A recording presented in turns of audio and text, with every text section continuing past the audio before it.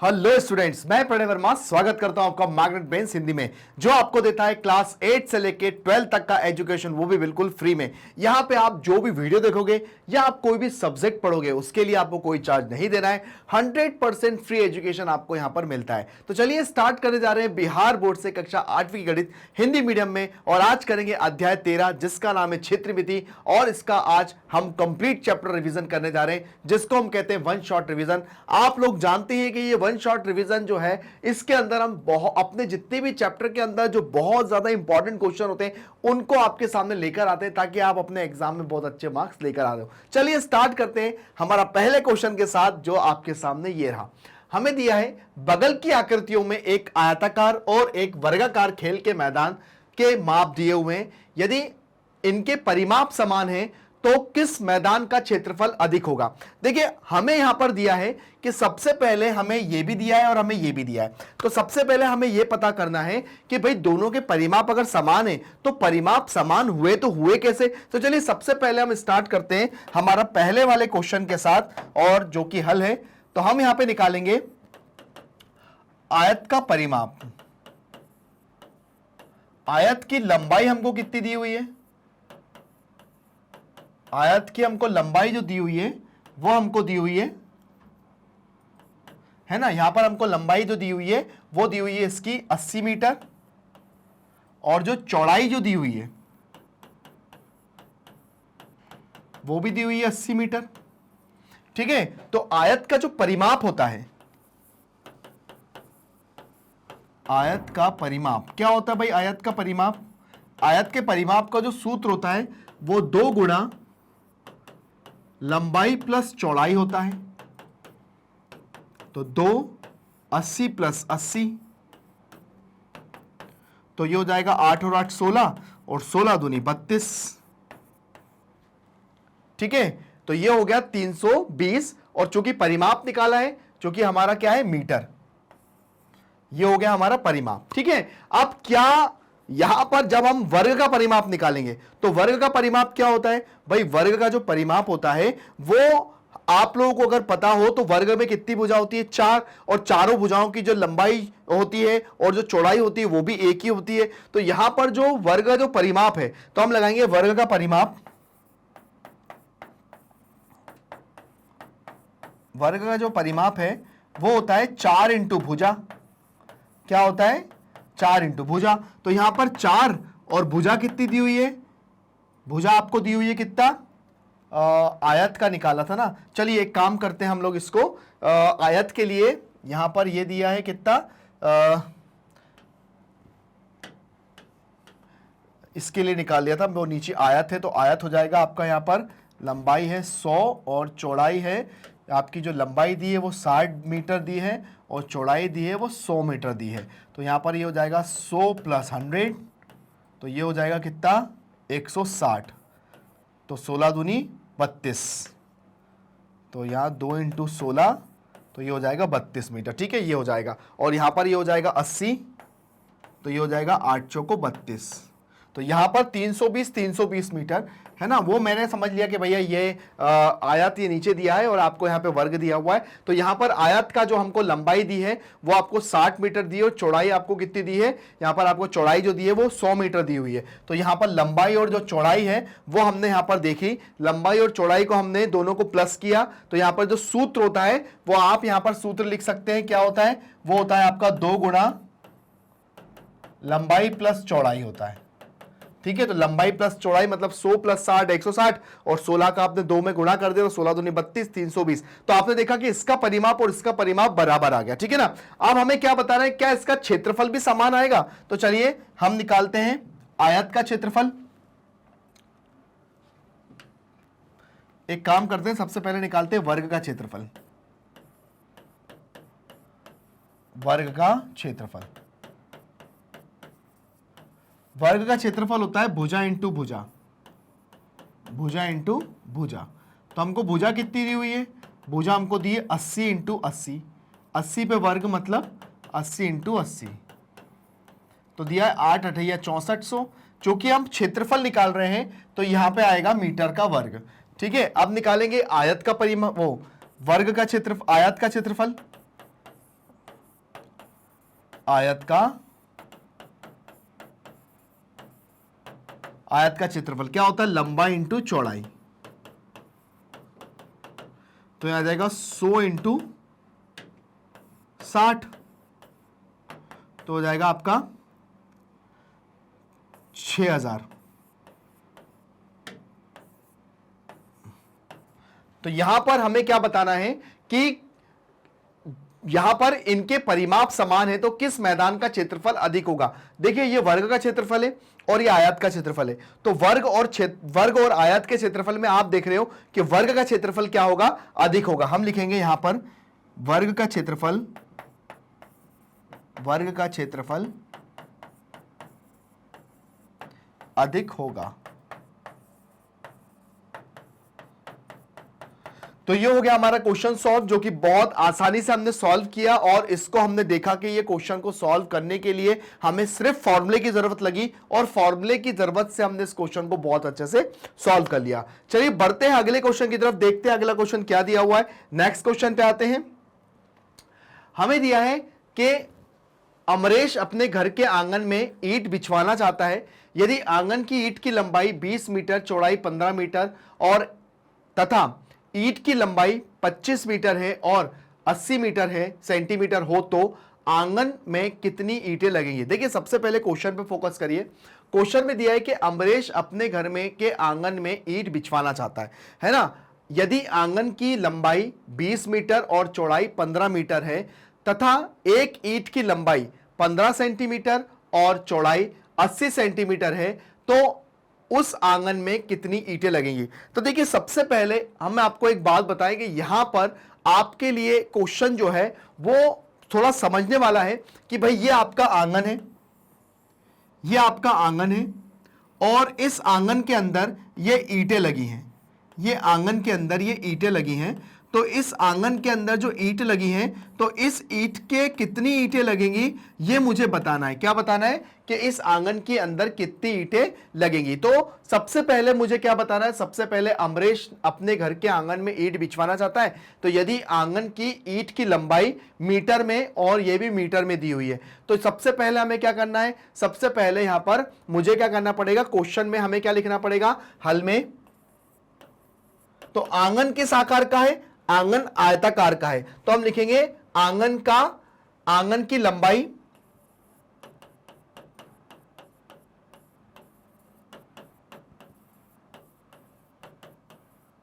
आंगन की जो लंबाई है वो है 20 मीटर और जो चौड़ाई है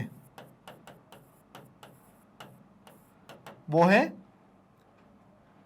15 मीटर, ये है, ठीक है ना। तो सबसे पहले हम निकालेंगे आंगन का, मतलब यहां पर देखो, यहां पर हमें ये दोनों काय में दिए, ईंट हमें सेंटीमीटर में दी है, ईंट हमें काय में दी है, सेंटीमीटर में दी है और आंगन का जो आयतन हमें मीटर में दिया हुआ है। तो आप या तो इसको सेंटीमीटर में चेंज कर लो या तो आप इसको मीटर में चेंज कर लो।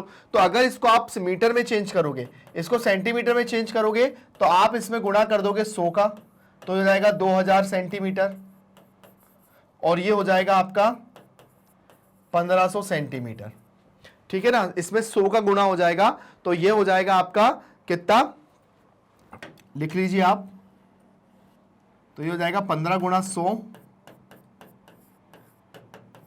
बराबर 1500 सेंटीमीटर, ठीक है। अब लगाएंगे हम ईंटों की, अब जो ईंट की बात करेंगे तो ईंट की लंबाई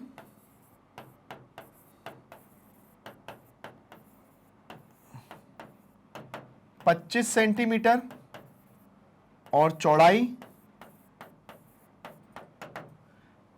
यहां पर सबसे पहले हम निकाल लेते हैं ईंट का, मतलब किसका, आंगन का क्षेत्रफल, आंगन का क्षेत्रफल।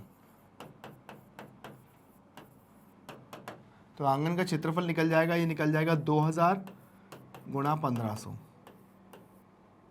ये आंगन का क्षेत्रफल निकल गया, ठीक है। अब निकालेंगे ईंट का, ईंट की लंबाई हमें दिया है 25 सेंटीमीटर और जो चौड़ाई जो दी है वो दी है हमको 80 सेंटीमीटर। तो ईंट का निकालेंगे क्षेत्रफल,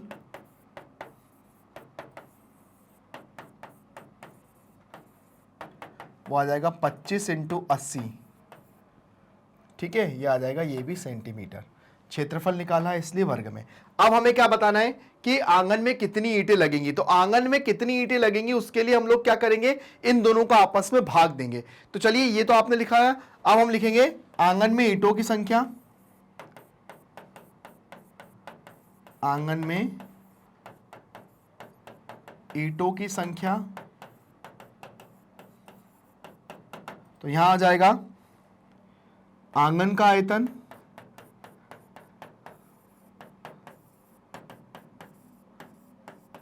बटा ईंटों का आयतन।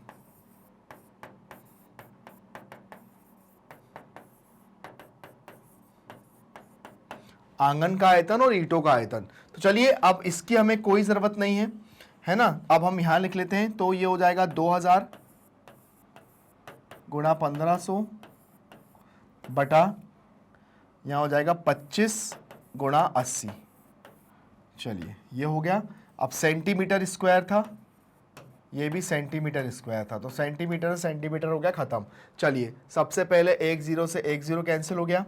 अब उसके बाद आप यहाँ पर 1 0 से 1 0 आपने खत्म कर दिया, तो 25 25 चौको 100, 25 पंजे 75, 25 छक्का 25, 25 पंजे 75, 25 चौको 100, है ना। देखिए 25 से कम 25, 25 दूनी 50, 25 या 75, 25 चौको 100, 25 पंजे 125, 25 छक्का 150, ये हो गया। उसके बाद क्या हो जाएगा, 2 तिया 6, 2 चौको 8, ठीक है, 4 पंजे 20, ठीक है, ये हो गया। अब 5 तिया 15, तो कितनी ईंटें लगेगी भैया, यहां पर 1500 ईंटें लगेंगी। तो आप लोग एक बार इस क्वेश्चन को देखो, फिर मैं आपको बताता हूं इसके अंदर और क्या कर सकते हैं।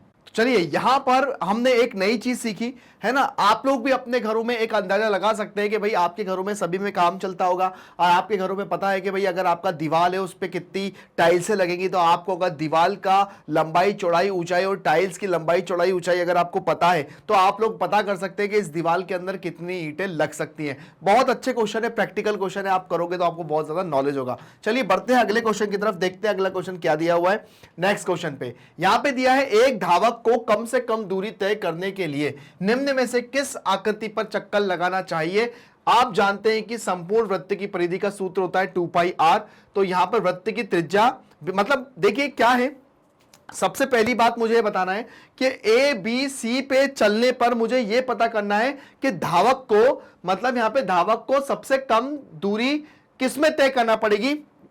चलिए सबसे पहले मैं अगर ए की बात करता हूं, एक ही बात करता हूं, तो देखो सबसे पहले ए पर वो ऐसा चला, ये चला, और ऐसे चल के वो ऐसे चलेगा, तो ये वृत्त की परिधि होगी, पर ये आधे वृत्त की परिधि होगी। आया समझ में। देखो सबसे पहले तो चला वो 42 पे, तो हमने लगाया पहले 42 प्लस करने के बाद फिर हम लोग लगाएंगे इस पे आधे वृत्त की परिधि। ये वृत्त की परिधि कितनी होती है, 2 पाई r होती है, लेकिन ये आधा वृत्त है, ये क्या है, आधा वृत्त है, तो आधे वृत्त की परिधि क्या हो जाएगी, पाई r, क्या हो जाएगी, पाई r हो जाएगी। लेकिन ये r कहां से आएगा, r आपका ये आएगा कि यहां पर यहां से यहां तक आपको पूरा कितना दिया हुआ है, आपको यहां से यहां तक के पूरा कितना दिया, व्यास दिया हुआ है, क्या दिया हुआ है, व्यास दिया हुआ है। व्यास कितना दिया है, 42 दिया हुआ है। तो त्रिज्या जो होती है वो व्यास की आधी होती है, तो r बराबर हो जाएगा 42 बटा 2, तो 2 दूनी 4, 2 एकम 2, तो त्रिज्या कितनी हो जाएगी 21। तो यहां पे लिखेंगे 42 प्लस 22 बटा 7 गुणा 21, ठीक है, ये हो जाएगा। तो कितना हो जाएगा, 7 तिया 21, तो यह हो जाएगा 42 प्लस 2 तिया 6, 2 तिया 6, तो कितना हो जाएगा 66 प्लस 6 और 2 8, 6 और 4 10, 108। तो यहां पे चलेगा वो 108 मीटर, पहले पे वो कितना चलेगी, 108 मीटर। तो आप यहां पे लिख लीजिए 108 मीटर पहले पे चलेगी। चलिए दूसरे पे निकालते हैं, बी वाले पे।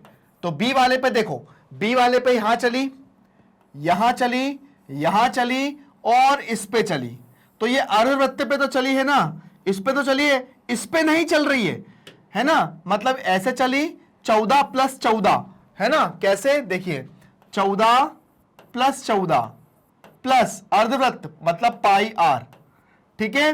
अब यहां से यहां तक का कितना था, 14 था, 14 में 2 का भाग दे देंगे तो 7 तो त्रिज्या कितनी हो जाएगी, 7 हो जाएगी। तो यहां पे हो जाएगा 14 और 14 28 प्लस 22/7 गुणा 7, 7 से 7 कैंसिल हो गया, तो 8 और 10, तो 28 और 22, 8 और 10 की जो आंसर का है 2 और 2 4 और 1 5, 50 मीटर। तो ये सेकंड वाले पे चली 50 मीटर। आया समझ में? चलिए अब करते हैं यहां पर तीसरा वाला। तीसरे वाला यहां कितनी चली, 50 मीटर। अब तीसरे वाले की बात करते हैं, सी वाले पे। सी वाले पे तो देखो पूरी चल रही है, यहां से चली, इतनी चली, इतनी चली, इतनी चल के वापस से यहां आ गई। ठीक है, तो वृत्त की परिधि, पूरी परिधि है, कितना होता है 2πr। तो यहां पे हो जाएगा 22/7 और r कितना था 14, तो 7 एकम 7, 7 दूनी 14, तो कितना हो जाएगा 44 गुणा 2, तो आ जाएगा 88 मीटर। तो आप देखते हैं तीनों में सबसे कम उसको काय में चलना पड़ा, बी वाले में।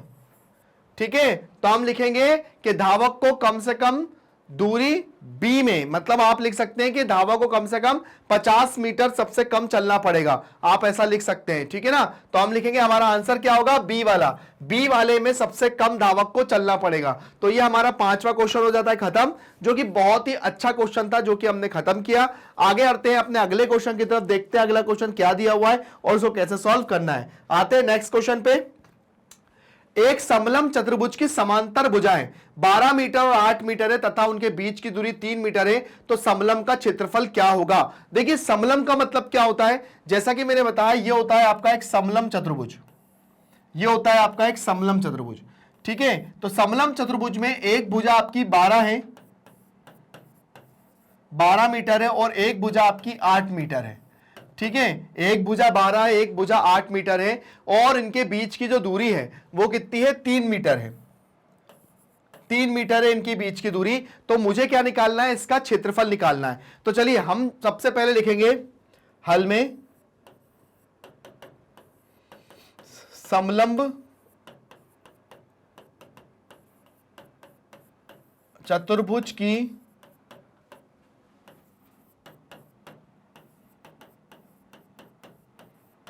समांतर भुजा 12 मीटर तथा 8 मीटर है। ठीक है, 8 मीटर है। ठीक है, और बीच की दूरी,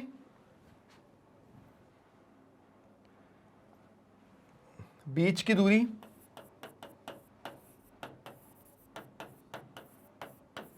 जिसको हम h से बताते हैं वो है 8 मीटर।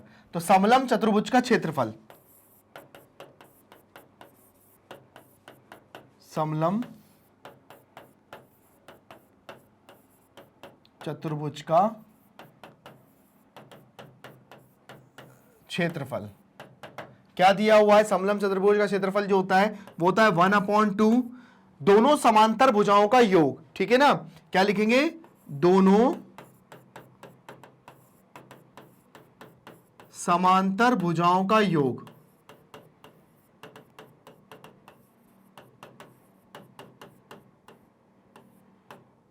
गुणा बीच की दूरी।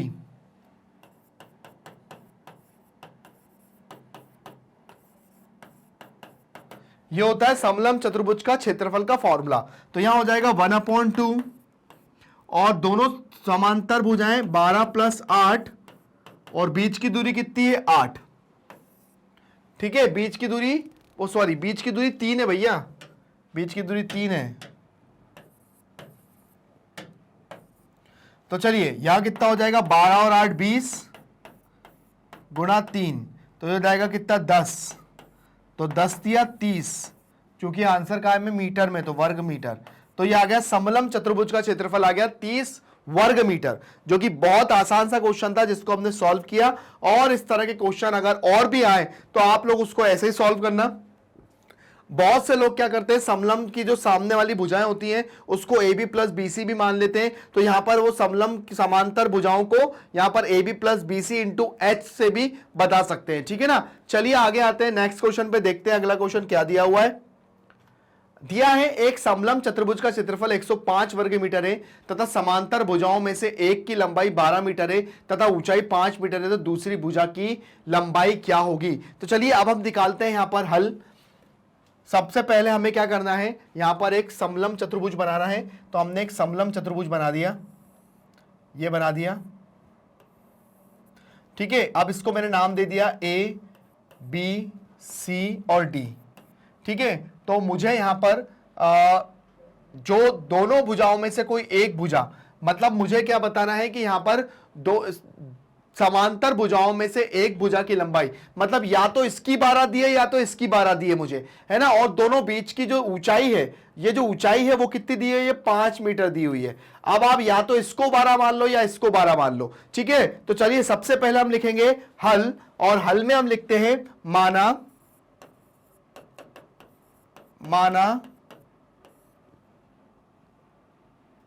माना समांतर, माना दूसरी भुजा की लंबाई, माना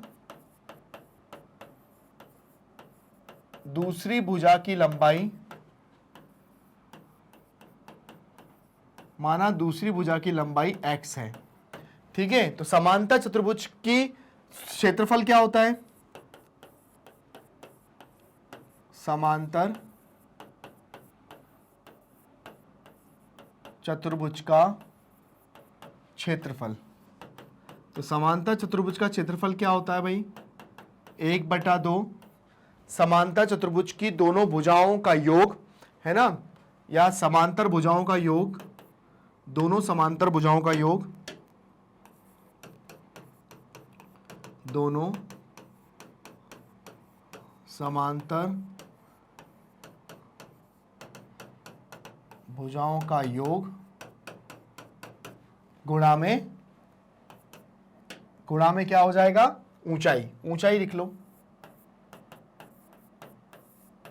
ये हो गया सूत्र, ठीक है। तो चलिए अब यहां पर हमें दिया है 105 बराबर 1/2। अब उसमें से एक भुजा दी है हमको, कितनी है, एक भुजा की लंबाई दी है 12, दूसरी को मान ली हमने x, और दोनों की बीच की जो दूरी है वो है 5 मीटर, ठीक है। इतना तो काम हो गया। अब क्या करेंगे, हम 2 को गुणा यहां कर देंगे, 2 को यहां ले आएंगे, 5 को नीचे ले जाएंगे, तो 105 गुणा 2 और 5 नीचे, और यहां पे 12 प्लस x, ठीक है। तो 5 दूनी 10, 5 एकम 5, ठीक है। तो ये कितना हो जाएगा, 2 एकम 2 और 2 दूनी 4 माइनस 12 बराबर x। या तो थोड़ी स्टेप डायरेक्ट हो गई हो तो आप लिखो यहां पर 2 एकम 2, 2 दूनी 4 बराबर 12 प्लस x। तो 12 को इधर लेकर आ जाएंगे तो ये कितना हो जाएगा भाई, 42 माइनस 12 बराबर x। तो 0 और 4 में से 1 गया तो 3 बराबर x। तो यहां पर लिखेंगे x बराबर 30 मीटर। तो जो दूसरी भुजा निकल गई वो कितनी निकल गई, 30 मीटर निकल गई। तो हमारा क्वेश्चन सॉल्व हो गया। और यहां पर हमने क्वेश्चन को सॉल्व करने के बाद यहां पर हमने देखा कि किस तरह से हम सूत्र लगाते हैं, और सूत्र लगाने के बाद हम उसको सॉल्व करते हैं। मतलब यहां पर ए बी और ये सी डी है, तो मैं लिख रहा था, आप इसको ऐसा भी लिख सकते हैं, जो है यहां पर लिख सकते हैं A B plus C D into H, आप ऐसा भी लिख सकते हैं इसको। तो यहां पर जो समांतर भुजा है वो आपकी ये जो है x बराबर, मतलब सी डी बराबर आपका कितना हो गया, सी डी बराबर आपका हो गया यहां पर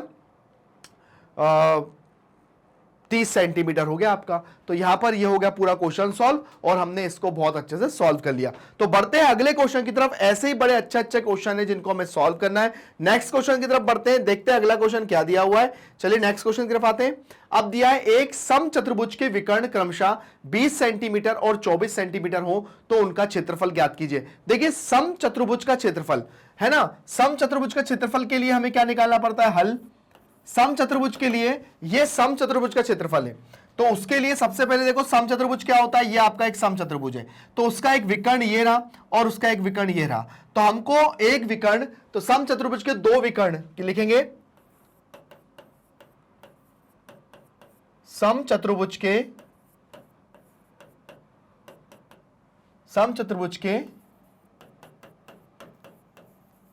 विकर्ण D1 बराबर 20 सेंटीमीटर और D2 बराबर 24 सेंटीमीटर, ठीक है, तो समचतुर्भुज का क्षेत्रफल,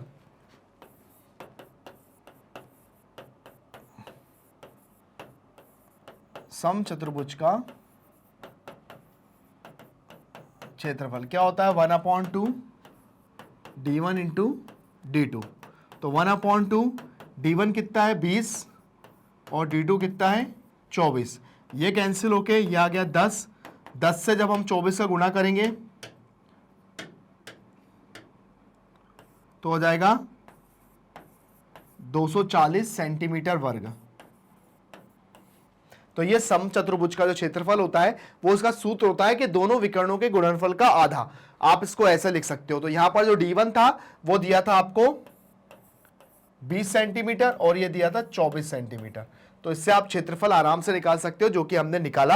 आप लोग भी इसी फॉर्मूले को ध्यान में रखिए, ये फॉर्मूले बहुत ज्यादा इंपॉर्टेंट है, जो आप लोगों को आपके एग्जाम में पास कराने के लिए बहुत ज्यादा मदद कराएंगे। फॉर्मूले फिल इन द ब्लैंक्स में, मैच द कॉलम्स में, वन वर्ड में या एमसीक्यूज में जरूर पूछे जाते हैं, इसलिए आप लोग इनको बिल्कुल अच्छे से तैयार करिएगा। अगले क्वेश्चन की तरफ जाते हैं, देखते हैं अगला क्वेश्चन क्या है। अब दिया है, देखिए यहां पर क्वेश्चन दिया है, एक समलम चतुर्भुज PQRS में एंगल P और एंगल S समकोण है, इनकी भुजाओं की माप चित्र में दर्शाई गई है, समलम चतुर्भुज का क्षेत्रफल ज्ञात कीजिए। तो चलिए यहां पर हमें सीधा सीधा यहां पर समलम चतुर्भुज का क्षेत्रफल निकालना है। तो यहां पर हमें हल में समलम चतुर्भुज का क्षेत्रफल, समलम चतुर्भुज का क्षेत्रफल, देखिए तो 1/2, अब यहां पर कितना हो जाएगा RS प्लस PQ और दोनों के बीच की दूरी मतलब PS, जिसको हम H से बताएंगे, ठीक है ना। तो हमारा ये हो गया 1/2, तो 25 प्लस 20 और इसके बीच की दूरी 12, ठीक है, ये हो गया। आप क्या करेंगे, ये हो जाएगा 2 × 12, तो ये आप जब इसको प्लस करोगे तो ये 5 और ये हो जाएगा 4 और 6, तो 6 पंजे 30 की 0 हासिल का 3, 6 चौको 24, 25 26 27, 270 सेंटीमीटर वर्ग। ये निकल गया। यहां पर आपने समलंब चतुर्भुज का क्षेत्रफल निकाला। अब इस क्वेश्चन के अंदर हमने क्या क्यों इसलिए ज्यादा नहीं किया, क्योंकि हमको डायग्राम में सब कुछ दिया था कि ये जो समांतर भुजाएं, ये दोनों समांतर भुजाएं ये रही और उसके बीच की जो दूरी है वो ये रही। तो यहां पर PS को बताया 12 और 25 और 35, 25 और 20 को हमने प्लस किया, 45 आ गया। और चूंकि 2 से हमने 12 कैंसिल कर दिया 6 बार में और 45 में 6 का गुणा किया, तो 6 पंजे 30 की 0 हासिल का 3, 6 चौको 24, 25 26 27, 270 सेंटीमीटर वर्ग यहां पर हमारा आंसर आ गया। और इस तरह का क्वेश्चन हमने सॉल्व कर लिया। ये बहुत अच्छा और बहुत इंपॉर्टेंट क्वेश्चन है, जो आपके लिए भी इंपॉर्टेंट हो सकता है, इसलिए इन क्वेश्चनों को बिल्कुल भी मत छोड़िएगा। आपके लिए ये आपके नॉलेज को बहुत ज्यादा बढ़ाएंगे। चलिए बढ़ते हैं अगले क्वेश्चन की तरफ, देखते हैं अगला क्वेश्चन क्या दिया हुआ है और उसको करते हैं। नेक्स्ट क्वेश्चन की तरफ आते हैं कि किसी समलंब चतुर्भुज की समांतर भुजाएं 52 और 27 सेंटीमीटर है और अन्य दो भुजाएं 25 और 30 सेंटीमीटर है। समलंब चतुर्भुज का क्षेत्रफल ज्ञात कीजिए। अब देखिए यहां पर आप सबसे पहले मेरी बात को ध्यान से सुनिएगा। सबसे पहले हम बनाते हैं डायग्राम। डायग्राम इसलिए जरूरी होता है क्योंकि डायग्राम से हमको काफी सारी चीजें जो होती है ना वो हमारी क्लियर हो जाती हैं, और डायग्राम क्या कहना चाह रहा है सबसे पहले उसकी बात करते हैं। तो चलिए सबसे पहले हम करते हैं डायग्राम की बात। तो यहां पर हम बनाते हैं डायग्राम, और डायग्राम में हमें जो जो चीजें दी हुई हैं पहले हम वो लिख लेते हैं। चलिए तो हमें एक समलंब चतुर्भुज की एक भुजा ये दी हुई है और एक भुजा ये दी हुई है और दो समांतर भुजाएं दी हुई हैं, है ना। अब यहां पर हम लोग इसको नेमिंग करते हैं। तो यहां पर ये हो जाएगा हमारा ए, ये है ए, ये है बी, ये है सी और ये है डी। अब यहां पर हमें क्या बताना है, एक भुजा दी है 52 और एक भुजा दी है 27। तो एक भुजा दी है 52 और एक भुजा दी है 27, ठीक है, जो कि है सेंटीमीटर। तो यहां पर ये भी सेंटीमीटर और ये भी सेंटीमीटर, ठीक है। और उसके बाद हमें जो एक भुजा दी है वो दी है 25 सेंटीमीटर, मतलब एक भुजा दी है वो दी है आपकी 25 सेंटीमीटर, और एक भुजा जो दी है वो आपको कितनी दी हुई है, वो दी है 30 सेंटीमीटर, और एक भुजा जो है वो आपकी है 30 सेंटीमीटर। अब इनने बोला है कि भैया समलंब चतुर्भुज का आपको क्या निकालना है, क्षेत्रफल निकालना है। अब समलंब चतुर्भुज का क्षेत्रफल के लिए अब हमें क्या निकालना पड़ेगा, हमें जरूरत पड़ेगी सबसे पहले, भाई समलंब चतुर्भुज का क्षेत्रफल क्या होता है। देखिए समलंब चतुर्भुज का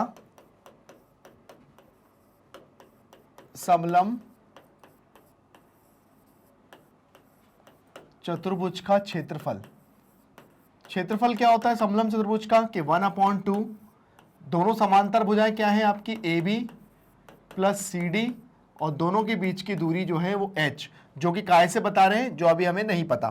ठीक है, अब देखिए यहां पर अब हमें दोनों के बीच की दूरी निकालना है, तो दूरी निकालने के लिए यहां पर हमें आप कुछ कंस्ट्रक्शन करना पड़ेगा।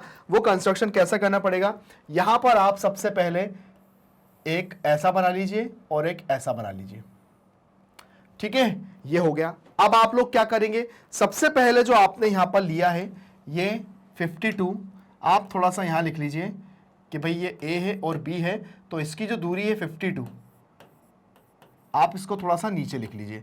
अब आप थोड़ा सा ध्यान दीजिएगा, तो ये हो जाएगा E और ये हो जाएगा F। ठीक है, अब आप यहां से यहां तक की दूरी आपकी की है, यहां से यहां तक की दूरी आपकी 27 है, तो ये भी कितनी हो जाएगी, 27 हो जाएगी। ठीक है, ये भी आपकी 27 हो जाएगी, क्योंकि हमें दो भुजाएं दी हुई हैं 52 और 27। अब देखो ये आपके सामने एक समचतुर्भुज दिख रहा है, ये आपके समचतुर्भुज दिख रहा है, ये 27 है तो ये 27, ये 30 है तो ये भी आपको 30 ही रहेगी। अब 27 में से 52 में से अगर मैं 27 को माइनस करूंगा, 52 में से अगर 27 को माइनस करूंगा तो 12 में से 7 जाएंगे तो 5 बचेगा, और यहां पर अगर मैंने 4 में से 2 घटाया तो 2 ही बचेगा, तो यहां से यहां तक की हो जाएगी 25। ठीक है, अब चूंकि मैंने ये अलग से कंस्ट्रक्शन किया है, तो अलग से कंस्ट्रक्शन करने के लिए यहां पर मैं इसको डॉटेड लाइन बनाऊंगा ताकि आपको समझ में आ जाए कि ये डॉटेड लाइन है।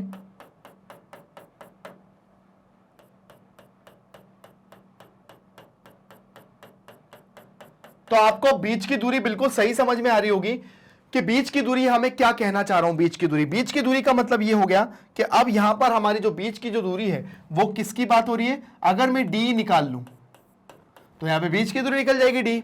अब उसके लिए यहां पर मुझे एक काम करना पड़ेगा, यहां पे मुझे त्रिभुज AEF या DEF का क्षेत्रफल निकालना पड़ेगा। तो सबसे पहले हम हल पे जाते हैं, तो निकालेंगे त्रिभुज ADF का क्षेत्रफल।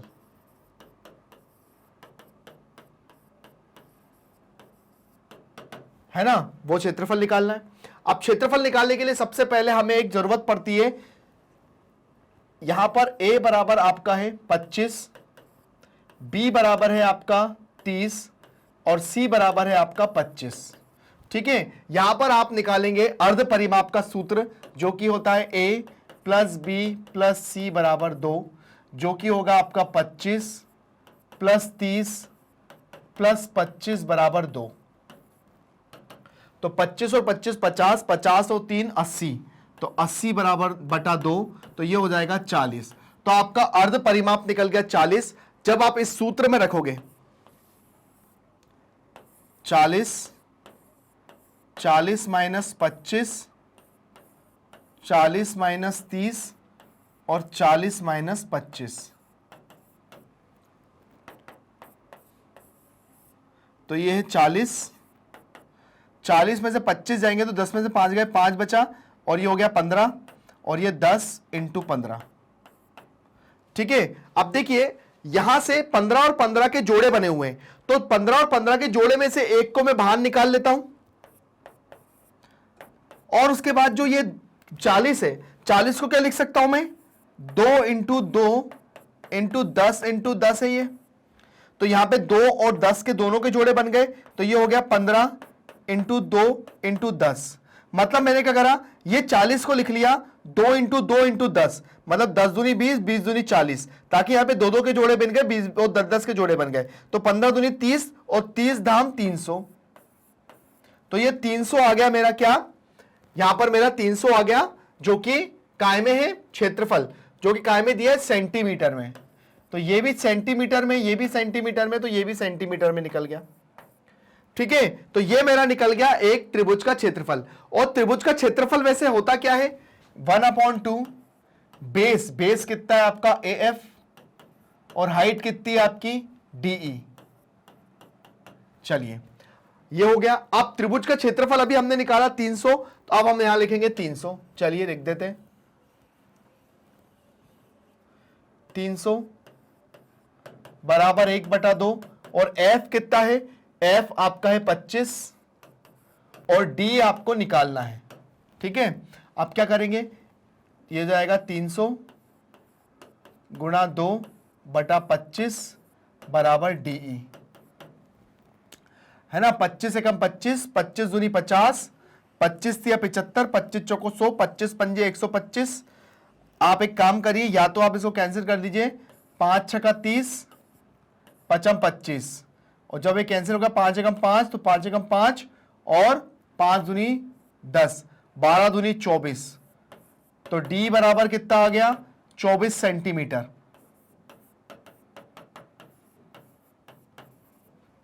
ठीक है, d बराबर कितना आ गया 24 सेंटीमीटर। अब ये 24 सेंटीमीटर आपका AD आ गया है या D आ गया है, तो हम लोग क्या करेंगे, अब यहां पर हम लगाएंगे जो समलम चतुर्भुज का जो सूत्र था वहां पर रखेंगे हम, तो ये हो जाएगा 1/2 और दोनों समांतर भुजाएं मतलब 52 + 27 गुणा 24, तो हो जाएगा 2 एकम 2, 2 दूनी 4, तो ये हो जाएगा 7 और 2 9 और 5 और 2 7।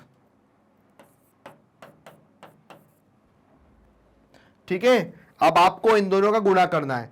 देखिए 7 और 2 9 और 5 और 2 7 और वो हो गया 24, 2 एकम 2, 2 दूनी 4। अब हम 79 का 12 से गुणा करते हैं, तो चलिए करते हैं। तो यह है 79 और 12, तो 2 9 18 या 9 दूनी 18 की 8 हासिल का 1, 2 सत्ते 14 और 1 15 और 9 और 7, तो 9 और 5 10 11 12 13 14, 14 की 4 हासिल का 1, 7 और 1 8 और 1 9, 948 सेंटीमीटर वर्ग। यह आ गया आपका समलम चतुर्भुज का क्षेत्रफल, जो कि इसको निकालने का पूरा तरीका मैंने आपको बताया। शायद आप लोगों को ये समझ में भी आना चाहिए कि किस तरह से हमने इसको पूरे क्षेत्रफल को निकाला और इसके लिए हमने क्या क्या चीजें करी। इसके लिए हमने एक हेरोन्स फॉर्मूले का यूज किया, जो कि मैंने आपको बताया है कि उसके लिए हमको अर्ध परिमाप की जरूरत पड़ती है। जो सूत्र क्या होता है, जो मैंने आपको सूत्र भी लिख के दिखाया कि यहां पर हेरोन्स फॉर्मूला जिसको कहते हैं, उससे हमने इसको सॉल्व किया। वो अभी आपके सिलेबस में नहीं है, बट वो आपको 9th क्लास में जरूर देखने को मिलेगा। लेकिन उसकी कहानी हमने स्थित त्रिभुज की जो लंबाई निकालने के लिए हमने करी थी, इसलिए हमें उसकी जरूरत पड़ी। तो यहां हमारा जो होता था क्वेश्चन खत्म।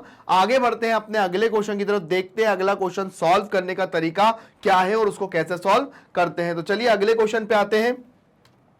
अब हमें दिया है कि किसी समलम चतुर्भुज का क्षेत्रफल इतना दिया है और समांतर भुजाओं का अनुपात हमें 3:5 है।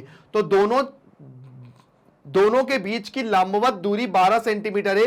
तो प्रत्येक समांतर भुजाओं की माप ज्ञात कीजिए। चलिए हम लिखते हैं हल।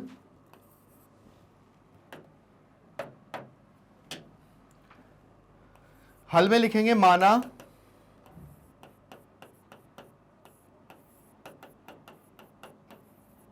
समलम चतुर्भुज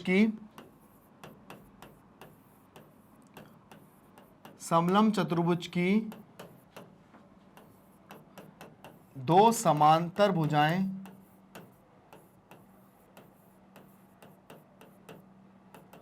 क्रमशः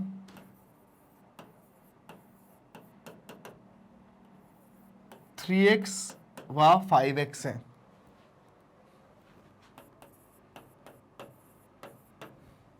ठीक है, तब समलम चतुर्भुज का क्षेत्रफल,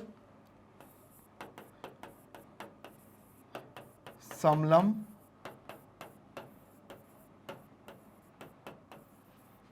चतुर्भुज का क्षेत्रफल, तो यहां पे दिया ही हुआ है। तो समलम चतुर्भुज का क्षेत्रफल जो है वो हमें कितना दिया हुआ है 384 बराबर 1/2। तो हमें तो दोनों भुजाएं थी वो जाएंगी 3x + 5x, 3x + 5x और बीच की दूरी कितनी होगी 12। चलो इतना काम हो गया। अब क्या करना है, अब आप करना है 2 एकम 2, 2 छंग 12, 6 नीचे आ जाएगा तो 384/6 और ये हो जाएगा 8x। तो आप पहले इसको 6 के पहाड़े से कैंसिल कर सकते हैं, तो कितना हो जाएगा, 6 छंग 36 और 6 चौको 24। तो 6 छंग 36 और 6 चौको 24, तो कितना आया, 64 बार। ठीक है, ये हो गया। अब 8 को भी नीचे ले आइए, तो 64/8 बराबर x, तो 8 अठैया 64, तो x बराबर कितना हो गया आपका, 8 सेंटीमीटर। ठीक है, अब चूंकि समांतर भुजाएं हमने 3x और 5x थी, तो हम लिखेंगे पहली समांतर भुजा, पहली समांतर भुजा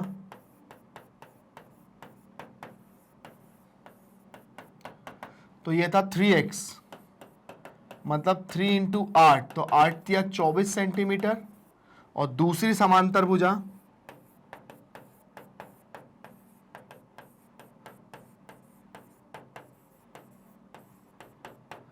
वो हो जाएगी आपकी 5 इंटू एक्स, मतलब 5 इंटू 8, तो 8 पंजे 40 सेंटीमीटर। तो ये हो गई 24 और 40 दोनों समांतर भुजाएं हो गई। हमने सूत्र भी लगा दिया, और सूत्र लगाने के बाद यहां पर हमारी दोनों समांतर भुजाएं जो निकल के आई वो आपके सामने हैं। तो ये क्वेश्चन सॉल्व हो गया। बढ़ते हैं अगले क्वेश्चन की तरफ, देखते हैं अगला क्वेश्चन क्या दिया हुआ है और उन क्वेश्चनों के अंदर हमें क्या करना है, आइए देखते हैं। चलिए नेक्स्ट क्वेश्चन पे चलते हैं। हमें दिया है एक समचतुर्भुज की प्रत्येक भुजा 8 सेंटीमीटर है और इसका क्षेत्रफल 11.2 सेंटीमीटर है। तो समचतुर्भुज का शीर्षलंब ज्ञात कीजिए। देखिए, समचतुर्भुज और समांतर चतुर्भुज जो है उनका जो क्षेत्रफल निकालने का जो सूत्र है, ये समचतुर्भुज है। तो यहां पे समचतुर्भुज का जो अगर मैं बात करता हूं शीर्षलंब, तो शीर्षलंब इसका ये रहा। तो हमें जो दिया हुआ है इसका क्षेत्रफल, तो यहां पर देखिए समचतुर्भुज का क्षेत्रफल जो दिया हुआ है और समचतुर्भुज की प्रत्येक भुजा वो 8 सेंटीमीटर की है, मतलब ये भी 8 सेंटीमीटर है, ये भी 8 सेंटीमीटर है, ये भी 8 सेंटीमीटर है और ये भी 8 सेंटीमीटर है। सारी भुजा 8 सेंटीमीटर है। तो मुझे इसका शीर्षलंब ज्ञात करना है। ठीक है, तो समचतुर्भुज का क्षेत्रफल क्या होता है,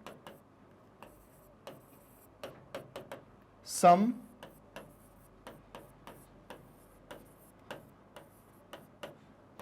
चतुर्भुज का क्षेत्रफल क्या होता है, समचतुर्भुज का क्षेत्रफल क्या होता है, भुजा इंटू शीर्षलंब, भुजा इंटू शीर्षलंब। ठीक है, तो समचतुर्भुज का क्षेत्रफल हो गया भुजा इंटू शीर्षफल। तो हमें क्षेत्रफल दिया था 11.2 और एक भुजा दी थी हमें 8, शीर्षलंब हमको निकालना था। तो हो जाएगा 11.2 बटा 8 बराबर शीर्षलंब।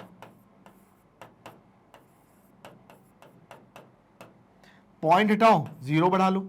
अब सीधी सीधी बात यह है, आप इसको कैंसिल कर लो। कौन से पहाड़े से जाएगा, 112 बटा 80, तो आप इसको कैंसिल करो 2 के पहाड़े से, तो 2 पंजे 10, 2 छंग 12 और 2 चौको 8। ठीक है, तो यहां पर ये अब 8 7 56, 8 पंजे 40, तो यहां जो जाएगा ये 8 7 56 और 8 पंजे 40, तो यहां हो जाएगा 7 बटा 8 बराबर शीर्षलंब। ठीक है, 8 7 56, 8 7 56 और 8 पंजे 40, 8 पंजे 40। चलिए अब इसको भाग देते हैं, तो ये हो जाएगा 5, तो 5 एकम 5, 5 चौको 20, 1.4, तो शीर्षलंब कितना आ गया,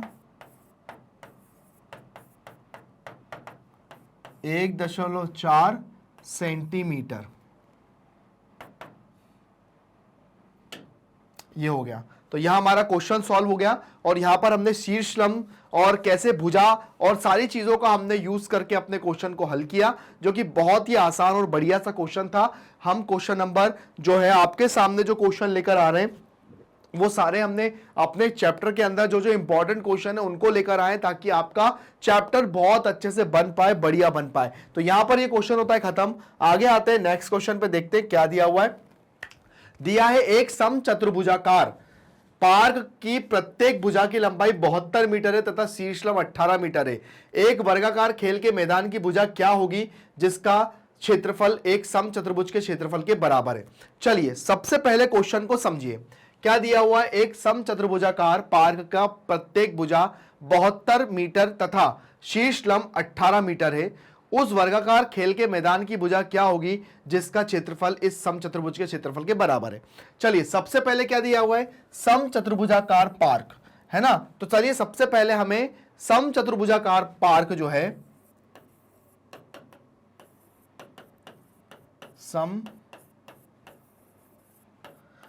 समभुजाकार पार्क की लंबाई, पार्क की भुजा की लंबाई, पार्क की भुजा की लंबाई कितनी दी है? 72 मीटर, ठीक है। और शीर्षलंब कितना दिया हुआ है?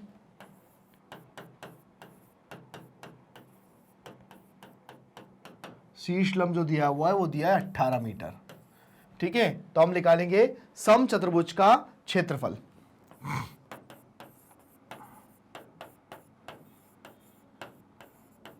समचतुर्भुज का क्षेत्रफल क्या होता है? भुजा इंटू शीर्षलंब।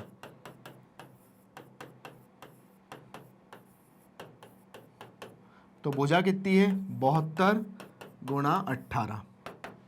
तो 18 कम 18, 18 36, है ना। या तो एक काम करिए, सबसे पहले आप इनका गुणा करके देख लीजिए, ताकि गुणा करने में क्या होता है हमारा जो मतलब जो गुणा बिल्कुल परफेक्ट होना चाहिए। तो यहाँ पे कितना हो जाएगा? 72 गुणा 18। तो 8 दूनी 16, 16 की 6 हासिल का 1, 8 56 और 1 57, और यहाँ हो जाएगा 2 और 7, तो 6, 7 और 2 9, और 7 और 5 12, 1296। तो ये हमारा क्षेत्रफल निकला, जो कि कितना हो गया? मीटर वर्ग में, ठीक है। इतना तो आप सभी को समझ में आ गया होगा। अब देखिए यहां पर हमें क्वेश्चन में क्या दिया हुआ है कि यहां पर जो दिया हुआ है वो दिया हुआ है कि वर्ग का क्षेत्रफल और समचतुर्भुज का क्षेत्रफल बराबर है ना। वर्ग का क्षेत्रफल और समचतुर्भुज का क्षेत्रफल बराबर है। तो हम लिख लेते हैं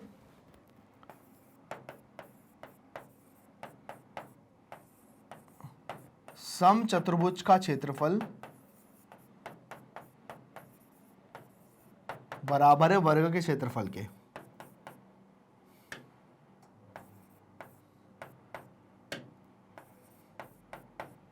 वर्ग का क्षेत्रफल, ठीक है।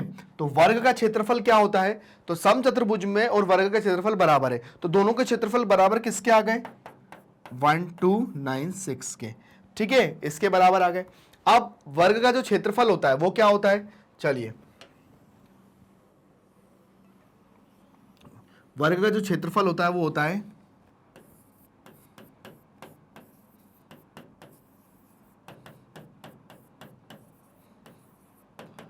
है भुजा इंटू भुजा, भुजा इंटू भुजा। तो ये है आपका 1296, और ये हो जाएगा आपका भुजा का वर्ग। तो अब ये इधर जाएगा, तो 1296 बराबर भुजा, और 1296 को अगर हम बाहर निकालते हैं, ठीक है, तो 1296 को अगर हम लोग बाहर निकालते हैं तो बाहर निकालने का क्या तरीका होगा? चलिए यहां से हम बाहर निकालेंगे 1296 को, तो 1296 तो कितना हो जाएगा? 2 छंग 12, 2 चौको 8, 2 अट्ठे 16, फिर निकालेंगे 2 दूनी 4, वो 2 तिया 6, 2 दूनी 4 और 2 चौको 8, फिर करेंगे 2 से, तो 2 एकम 2, 2 छंग 12 और 2 छंग 12, 2 दूनी 4, ठीक है। ऐसे करेंगे 2 तिया 6, 2 दूनी 4, 2 चौको 8, फिर 2 एकम 2, 2 छंग 12, 2 दूनी 4, फिर करेंगे 2 अट्ठे 16, 2 एकम 2, फिर 3 से करेंगे तो ये जाएगा 27 बार, फिर 3 से करेंगे तो 3 नम 27, फिर 3 से करेंगे, फिर 3 से करेंगे, फिर 3 से करेंगे। देखिए आप लोग जोड़े यहाँ पे बन के आएंगे आपके सामने, ठीक है। तो यहाँ पर जब जोड़े बनेंगे तो उस जोड़ों में से कितने दो हैं? 1 2 3 4, तो 1 2 3 4, और 3 कितनी बार है? 1 2 3 और 4, और यहाँ पे तो भुजाएं लिखेंगे ही लिखेंगे। हमने वर्ग और वर्गमूल जब चैप्टर किया था तो उसके अंदर हमने ये चीज बहुत अच्छे से समझाई भी थी। तो इसमें से एक बाहर निकलेगा 2, इसमें से एक बाहर निकलेगा, इसमें से 3 निकलेगा, इसमें से 3 निकलेगा। तो कितना हो जाएगा, 2 दूनी 4, 4 तिया 12, 12 तिया 36। तो भुजा बराबर कितना हो गया, 36 मीटर। तो यह पूरी जो भुजा है, पूरा क्वेश्चन का कॉन्सेप्ट हमने समझा। क्वेश्चन के अंदर क्या दिया हुआ था, हमने देखो सबसे पहले समचतुर्भुज का क्षेत्रफल निकाला। समचतुर्भुज का क्षेत्रफल और वर्ग का क्षेत्रफल दोनों बराबर था, तो समचतुर्भुज का क्षेत्रफल और वर्ग का क्षेत्रफल भी इतना आया 1296, और वर्ग का क्षेत्रफल होता है भुजा इंटू भुजा, स्क्वायर इधर आ गया। हमने 1296 का गुणनखंड अभाज्य गुणनखंड से निकाला, तो हमारे सामने 36 आंसर आ गया, जो कि इसका फाइनल आंसर हो गया। बहुत अच्छा क्वेश्चन था, आने वाले क्वेश्चन में से एक है। आप लोग इस तरह के क्वेश्चन सॉल्व कर सकते हैं और अपने क्वेश्चन में अपनी कहानियों को आगे बढ़ा सकते हैं। तो चलिए बढ़ते हैं आगे, अगले क्वेश्चन की तरफ देखते हैं कौन सा क्वेश्चन दिया है अगला। तो चलिए नेक्स्ट क्वेश्चन की तरफ बढ़ते हैं। नेक्स्ट क्वेश्चन क्या दिया हुआ है, अब देखिए यहां पर वही क्वेश्चन है कि निम्न आकृति का क्षेत्रफल तथा शीर्षलंब ज्ञात कीजिए। शीर्षलंब मतलब हमें क्या बता रहा है, हमें यह बताना है कि ये शीर्षलंब ये कितना है, ये है आपका शीर्षलंब। तो सबसे पहले हमें क्या बताना है, इसके लिए हमें सबसे पहले यह बताना है कि भाई आपके इस डायग्राम के अंदर शीर्षलंब निकालने के लिए हमें क्या और किस तरह के क्वेश्चन को सॉल्व करना पड़ेगा। तो चलिए सबसे पहले हम लोग अगर इसी डायग्राम में अगर हम लोग समझें, इसी डायग्राम में हम समझें, तो भैया देखिए ये 10 है, तो ये भी कितना होगा, ये भी आपका 10 सेंटीमीटर होगा। ठीक है, ये 10 है तो ये भी कितना होगा, ये भी 10 सेंटीमीटर होगा, है ना, ये भी 10 सेंटीमीटर होगा। और यहां पे अगर हम लोग इतनी बात करें तो ये 12 है ना, और ये इतना 12 है। तो चलिए सबसे पहले हम इसमें सूत्र लगाने से पहले सबसे पहले हम क्या करना है, इस त्रिभुज का क्षेत्रफल निकालना है। तो त्रिभुज पीसीबी का क्षेत्रफल, हल की बात करेंगे, हल त्रिभुज पीसीबी का क्षेत्रफल। तो यहां पे हम फिर से हेरोन्स फॉर्मूले की तरफ जाएंगे। तो यहां पर a बराबर है 10, b बराबर है 12 और c बराबर है 10। तो यहां पर हम सूत्र लगाएंगे, जो सूत्र को कहते हैं हम लोग, क्या सूत्र हमारा होता है जिसको हम कहते हैं हेरोन्स फॉर्मूला। इसमें हम लोग निकालेंगे अर्ध परिमाप। अर्ध परिमाप निकालने के लिए सूत्र होता है s बराबर a plus b plus c बराबर 2। तो यह कितना हो जाएगा, 10 प्लस 12 प्लस 10 बटा 2। तो यहां कितना हो जाएगा, 20, 20 और 12 32। तो ये कैंसिल हो गया, 2 एकम 2 और 2 छंग 12, कितना आ गया 16। अब हम इसको इस वाले फॉर्मूले में रखेंगे। तो 16, 16 माइनस 10, 16 माइनस 12 और 16 माइनस 10। देखिए 16 है तो 16 में से आप 4 को तो बाहर ही ले लो। ठीक है, 16 में से आपने 4 को बाहर ले लिया, यहां बचेगा आपका 6 और यहां बचेगा आपका कितना 4 और यहां पे बचेगा आपका 6। तो यहां पे 6 6 है, आप 6 को फिर बाहर ले लो, तो यहां पे हो जाएगा 4 इंटू 6 और ये जो 2 है 4 है तो 2 और बाहर आ जाएगा। तो 6 चौको देखो कितना हो जाएगा, 6 दूनी 12, 12 चौको 48, कितना आ गया 48 सेंटीमीटर स्क्वायर। ठीक है, ये आ गया। अब चूंकि त्रिभुज का जो क्षेत्रफल क्या होता है, वो होता है 1/2 आधार इंटू ऊंचाई। तो हमारा आधार कितना है, आधार हमारा है पीबी और ऊंचाई कितनी है हमारी, यहां पर जो शीर्षलंब है वो आप यहां पे बना लीजिए, ये जो शीर्षलंब है इसको मान लीजिए h। तो आप इसको ले लीजिए h, ये हो जाएगा आपका शीर्षलंब h। ठीक है, अब चूंकि हमें अभी हमने निकाला कि त्रिभुज पीसीबी का जो क्षेत्रफल है वो अभी हमने निकाल ही लिया है, वो कितना निकला 48। तो हम लिखेंगे 48 बराबर 1/2 और जो पीबी है वो है 12 और ये है h, शीर्षलंब निकल जाएगा। तो 2 एकम 2, 2 छंग 12, 6 को नीचे ले आओ तो 48/6 बराबर h। तो 6 8 48, तो h बराबर हो गया 8 सेंटीमीटर। अब आया शीर्षलंब निकालना है, शीर्षलंब निकाल लिया। अब निकालेंगे हम लोग कितना, हम लोग निकालेंगे अपने जो है इस पूरे चतुर्भुज का, समलंब चतुर्भुज का क्षेत्रफल। समलंब चतुर्भुज का क्षेत्रफल तो होता है 1/2 और ये हो जाएगा AB प्लस DC और H। तो AB कितना है आपका? AB आपका है 22 और 10 इंटू 8, ठीक है। तो 2 चौको 8, तो हो जाएगा 22 और 10 32 गुणा 4, तो 4 दूनी 8 और 4 तिया 12, 128 सेंटीमीटर वर्ग। ये मेरा आंसर आ गया, ठीक है। तो ये बहुत अच्छा क्वेश्चन था और इस तरह के क्वेश्चन आते ही एग्जाम में, और हमें भी इस तरह के क्वेश्चन ज्यादातर इंपॉर्टेंट इसलिए करना है क्योंकि ये थोड़ा क्वेश्चनों में से डिफरेंट है, इसके अंदर थोड़े अलग लॉजिक लगता है, इसलिए इसके आने के चांसेस ज्यादा हैं। इनकी आप लोग प्रैक्टिस ज्यादा करिएगा ताकि आपको इनको करने में दिक्कत नहीं हो। ये हो गया क्वेश्चन सॉल्व। आगे बढ़ते हैं अपने अगले क्वेश्चन की तरफ, देखते हैं अगला क्वेश्चन क्या दिया हुआ है। अब हमें दिया है एक घनाभाकार पत्थर की लंबाई 5 सेंटीमीटर, चौड़ाई 4 सेंटीमीटर और मोटाई 3 सेंटीमीटर है, तो उसका कुल पृष्ठीय क्षेत्रफल निकालिए। देखिए यहां पे घनाभाकार की बात हो रही है, घनाभ की बात हो रही है, तो घनाभ के अंदर लंबाई, चौड़ाई, ऊंचाई सबकी बात होगी। तो चलिए हम लोग लिखते हैं हल।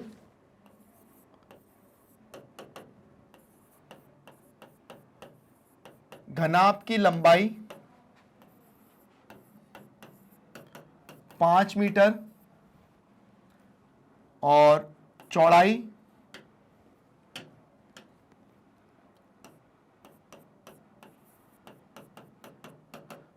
'जो दी है वो 4 मीटर, और जो मोटाई है, मोटाई को हम लोग ऊंचाई भी कह रहे हैं यहां पर, जिसको हम h से बता रहे हैं, वो है 3 मीटर। मतलब यहां पे ये है L, यहां पे ये B और यहां पे है H। तो हम लगाएंगे घनाभ का कुल पृष्ठीय क्षेत्रफल। घनाभ का कुल पृष्ठीय क्षेत्रफल। तो घनाभ का कुल पृष्ठीय क्षेत्रफल क्या होता है भैया? वो होता है 2 गुणा LB plus BH plus HL। यह घनाभ का कुल पृष्ठीय क्षेत्रफल होता है। अब हम लोग क्या करेंगे यहां पर? 2 5 गुणा 40, 4 गुणा 3 प्लस 5 गुणा 3, ये हो गया, ठीक है। अब हमें क्या करना है? सबको मल्टीप्लाई करना है। तो 5 चौको 20, 4 तिया 12, 5 तिया 15, ठीक है। तो ये कितना हो जाएगा? 7, और ये हो जाएगा 4, 7 दूनी 14 की 4 हासिल का 1, 4 दूनी 8 और 1 9, 94। अब चूंकि है मीटर वर्ग। घनाभ की बात कर रहे थे, तो घनाभ का कुल पृष्ठीय क्षेत्रफल जो हमने निकाला, जो कि आपके सामने है, और हमसे यहां पे पूछा था कि उसका कुल पृष्ठीय क्षेत्रफल निकालिए। हमने इसका कुल पृष्ठीय क्षेत्रफल निकाल लिया, और उसके बाद यहां पे घनाभ की लंबाई, चौड़ाई, ऊंचाई को मैंने यहां पे बताया, और उसके बाद कुल पृष्ठीय क्षेत्रफल किया। मेरा आंसर बहुत आसानी से आ गया। चलिए आगे बढ़ते हैं अगले क्वेश्चन की तरफ, देखते हैं अगला क्वेश्चन क्या दिया हुआ है और उसको कैसे सॉल्व करना है। तो चलिए अगले क्वेश्चन की तरफ आते हैं। हमें दिया है दिए गए दोनों घनों को जोड़कर एक घनाभ बनाया गया है, तो घनाभ के संपूर्ण पृष्ठ का क्षेत्रफल ज्ञात कीजिए। अब देखिए यहां पर वही क्वेश्चन है, ये दो घनाभ आपको दिए हैं। अगर ये दो घनाभ को अगर मैं आपस में जोड़ दूं, तो ये आपका ये जो घनाभ है, ये आपका एक घनाभ ये रहा, ठीक है, एक घनाभ ये रहा, और एक घनाभ आपका ये रहा। मतलब अभी मैं एक घनाभ बना रहा हूं, ये आपका घनाभ है। अगर आपका एक घनाभ ये है और एक घनाभ ये है, अगर इन दोनों को घनाभों को जोड़ दूं, तो ये घनाभ कुछ इस तरह से दिखने लग जाएगा। तो इसकी जो चौड़ाई है ये तो बिल्कुल यही रहेगी, और इसकी जो ऊंचाई है ये भी यही रहेगी, पर ये जो इसकी जो लंबाई है ना, ये आपस में जुड़ेगी। मतलब 8 + 8 बराबर हो जाएगा 16 सेंटीमीटर। बस इसके अंदर इतना फर्क आएगा ये, ठीक है ना। अब चूंकि इसके अंदर अब हम लोग निकालेंगे, तो हम लिखेंगे घनाभ की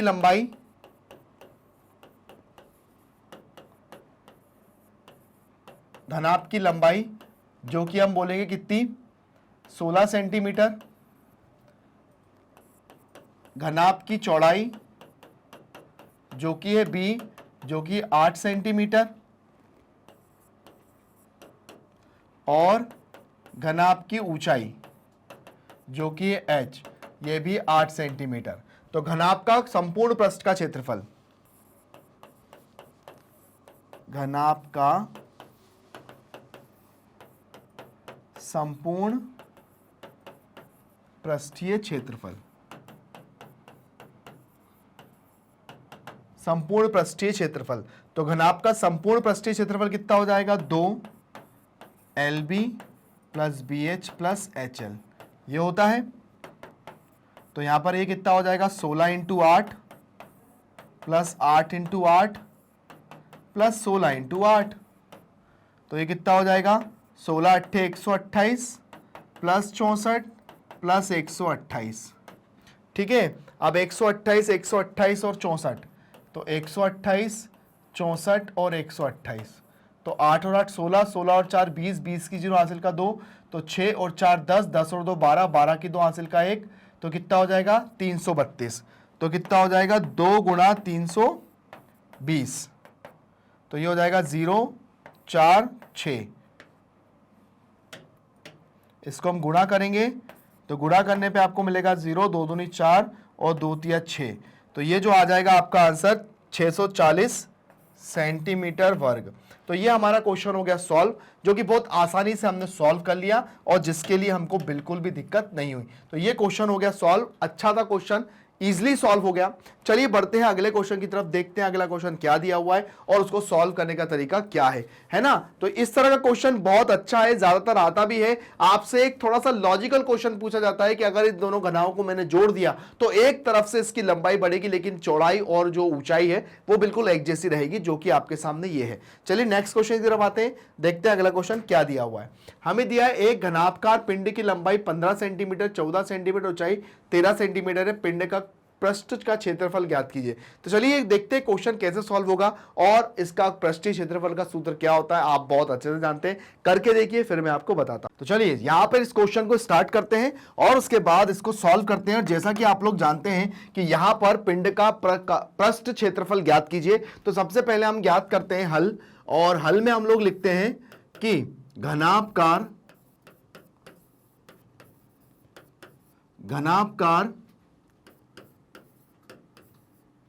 पिंड की लंबाई। तो घनाभकार पिंड की जो लंबाई है, जो L है, वो कितना दिया हुआ है, 15 सेंटीमीटर दिया हुआ है, ठीक है ना। उसके बाद उसकी जो चौड़ाई है, ठीक है, वैसे ही जो घनाभकार पिंड है इसकी जो चौड़ाई है, तो चौड़ाई कितनी दी हुई है, तो चौड़ाई हम लोग निकालेंगे, मतलब ब्रेथ कितनी है, 14 सेंटीमीटर। और उसके बाद उसकी जो ऊंचाई है, तो ऊंचाई को भी हम ऐसे ही बताएंगे, ऊंचाई को हम बताते हैं h से, तो ये कितना हो जाएगा, ये हो जाएगा 13 सेंटीमीटर, ठीक है। अब यहां पर हमने लंबाई, चौड़ाई और ऊंचाई निकाल ली। अब पिंड का पृष्ठीय क्षेत्रफल या है ना घनाभ का कुल पृष्ठीय क्षेत्रफल निकालेंगे। तो हम लोग लिखेंगे घनाभ का संपूर्ण पृष्ठीय क्षेत्रफल, कुल पृष्ठीय क्षेत्रफल, कुल पृष्ठीय क्षेत्रफल, कुल पृष्ठीय क्षेत्रफल, संपूर्ण पृष्ठीय क्षेत्रफल, ये हम लोग कैसे भी लिख सकते हैं, ठीक है ना, या संपूर्ण पृष्ठीय क्षेत्रफल लिख लो,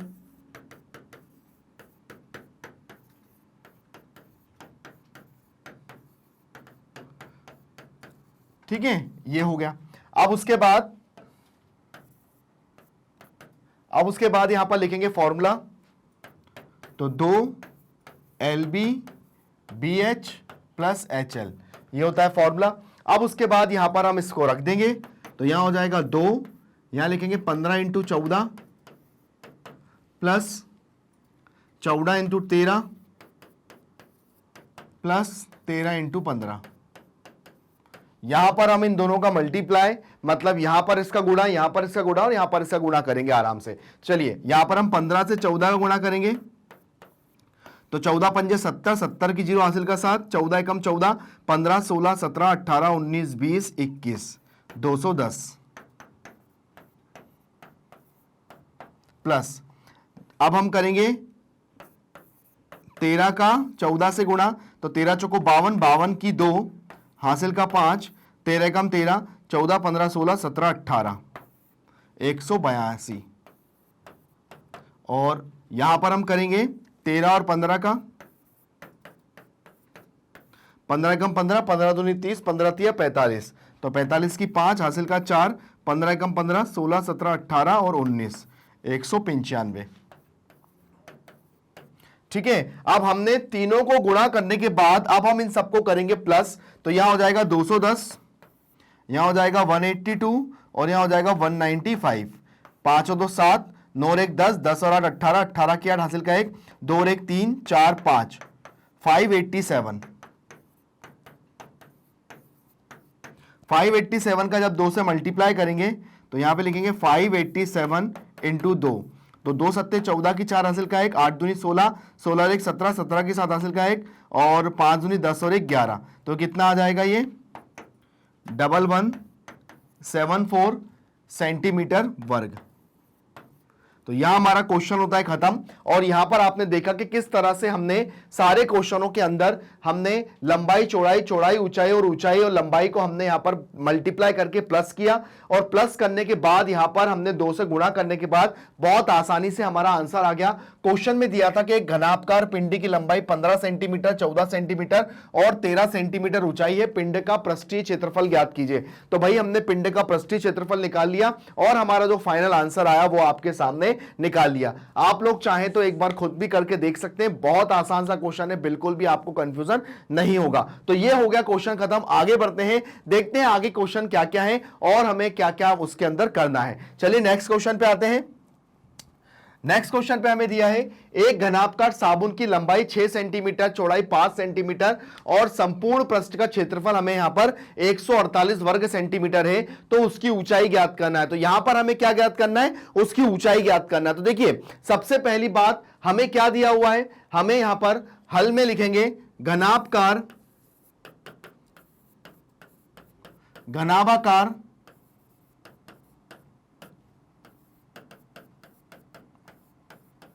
साबुन की लंबाई, साबुन की लंबाई 6 सेंटीमीटर है ना, और उसके बाद जो चौड़ाई है, जो चौड़ाई है वो हो जाएगी आपकी 5 सेंटीमीटर, और उसके बाद यहां पे जो ऊंचाई की अगर हम बात कर रहे हैं, है ना, ऊंचाई की अगर हम बात कर रहे हैं तो ये जो ऊंचाई है उसको हम लोग यहां पर h ही मान लेते हैं, ठीक है ना, इस ऊंचाई को हम लोग h ही मान लेते हैं। अब उसके बाद लिखेंगे कि घनाभ के संपूर्ण पृष्ठ का क्षेत्रफल, घनाभ के संपूर्ण पृष्ठ का क्षेत्रफल।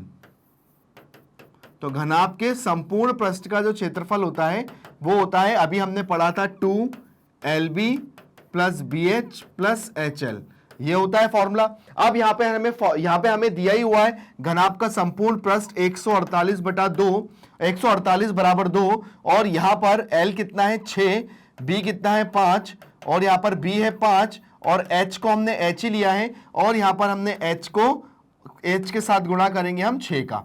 आज समझ में, हम यहां पर h को x भी ले सकते थे लेकिन हमने उसको h ही लिया है, कोई दिक्कत नहीं है, आप h लेकर चलो या x लेकर चलो, उसमें कोई कंफ्यूजन नहीं होगा, ठीक है ना। चलिए अब यहां पर कितना हो जाएगा, आप 2 को यहां ले आइए, तो 148 बटा 2, 148 बटा 2, यहां हो जाएगा 6 पंजे 30, और ये हो जाएगा आपका 5h, और ये हो जाएगा 6h, ठीक है। अब हम क्या करेंगे, अब हम सबसे पहले इसको हम लोग कर देंगे, तो ये कितना हो जाएगा भाग, तो 2 सत्ते 14 और 2 चौको 8, ये हो जाएगा 74, तो 74 माइनस 30, और ये हो जाएगा 11h, ठीक है ना।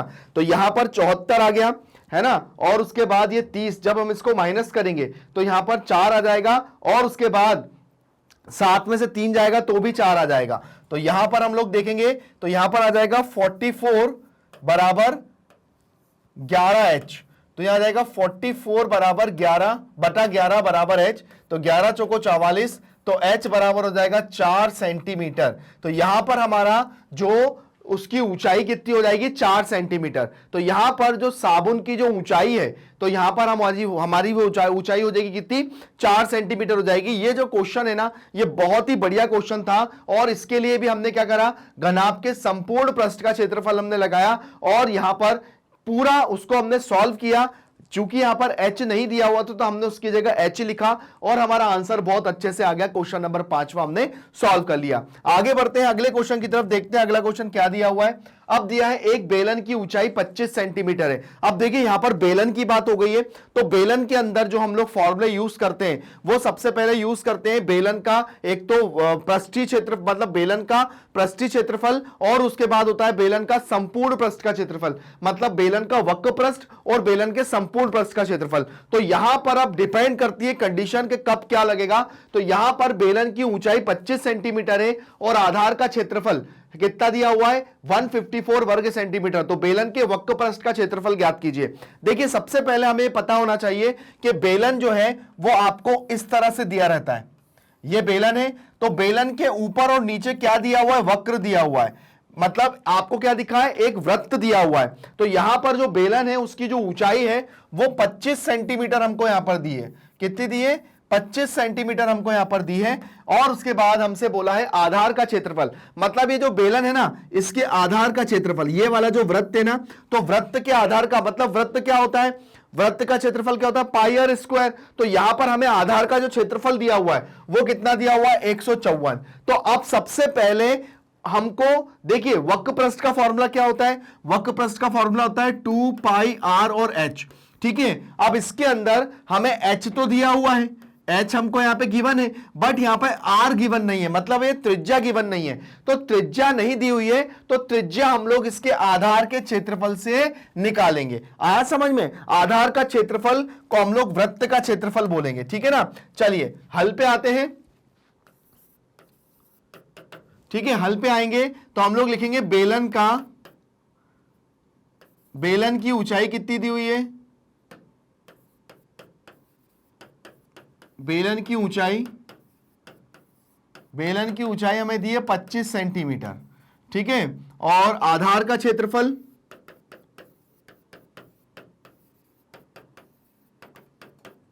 आधार का क्षेत्रफल कितना दिया हुआ है, आधार का क्षेत्रफल हमें दिया है 154। ठीक है, आधार का क्षेत्रफल को ही वृत्त का क्षेत्रफल कहते हैं, ध्यान रखना। इसके आधार में क्या है, वृत्त है, तो वृत्त का क्षेत्रफल क्या होता है, पाई आर स्क्वायर। तो यहां पे कितना हो जाएगा, पाई आर स्क्वायर, और यहां पे आ जाएगा 154। पाई की वैल्यू जो होती है वो होती है 22/7 गुणा आर का वर्ग बराबर 154। अब आप आर को यहीं रखो, बाकी सबको उधर भेज दो, तो आर बराबर हो जाएगा 154 गुणा 7/22। ठीक है ना, अब ये कैंसिल होगा तो कितना हो जाएगा, 11 दूनी 22, और ये हो जाएगा 11 कम 11 और 11 चौको 44, 2 एकम 2, 2 सत्ते 14। तो यहां पे कितना हो जाएगा आर की वैल्यू, तो यहां पे आर स्क्वायर बराबर हो जाएगा 7 गुणा 7। ठीक है, अगर हम वर्ग को सामने बराबर के उस साइड भेजते हैं तो सामने वाली संख्या वर्ग मतलब स्क्वायर रूट में चली जाती है। तो आर का मान कितना आ जाएगा 7 सेंटीमीटर। अब आर हमें पता पड़ गया।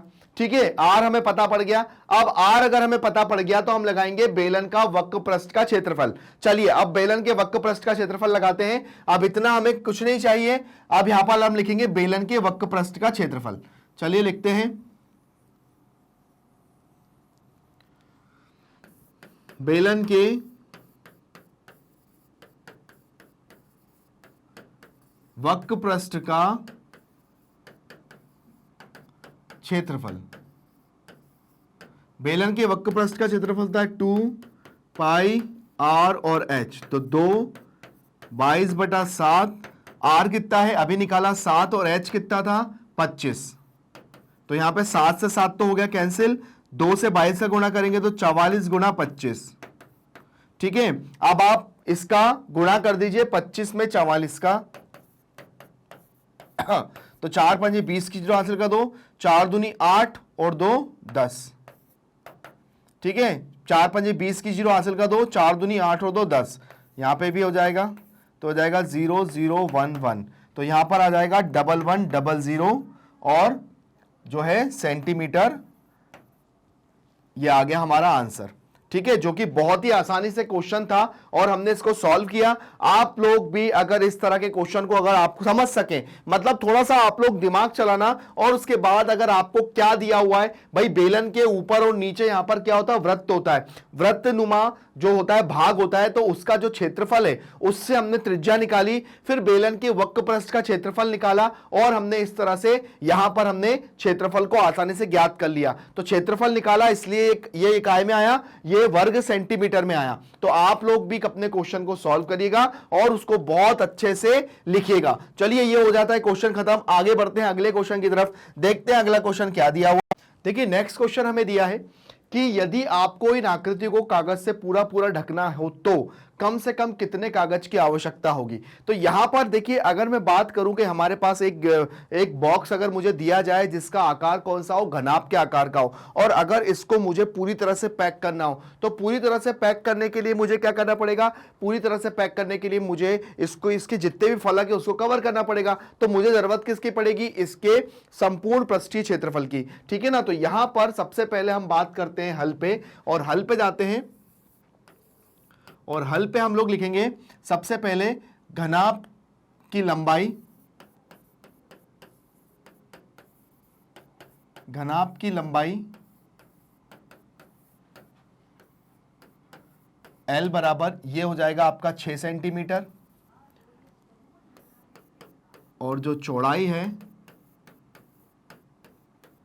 जिसको हम बोलते हैं B, यह है आपका कितना, 4 सेंटीमीटर, और जो ऊंचाई है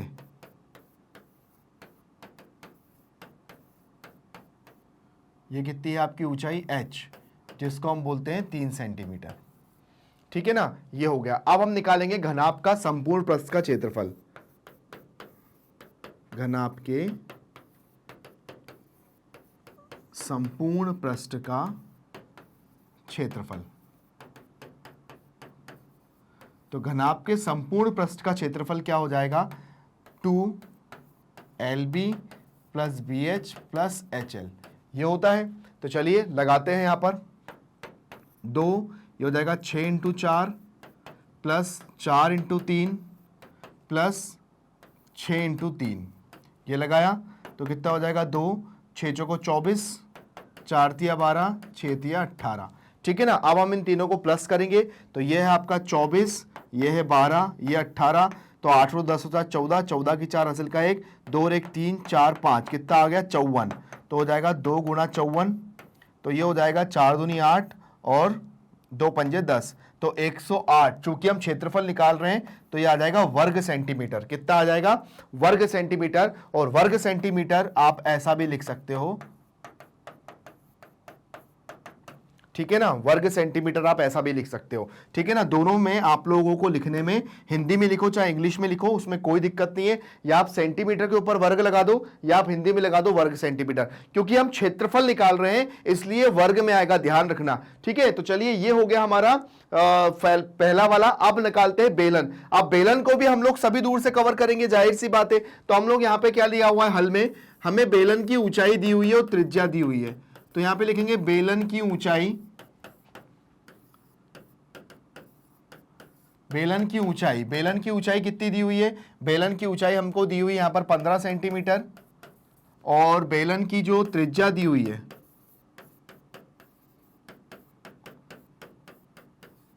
बेलन की जो त्रिज्या दी हुई है R, ये कितनी दी हुई है हमें 7 सेंटीमीटर। अब हम निकालेंगे बेलन के संपूर्ण पृष्ठ का क्षेत्रफल, बेलन के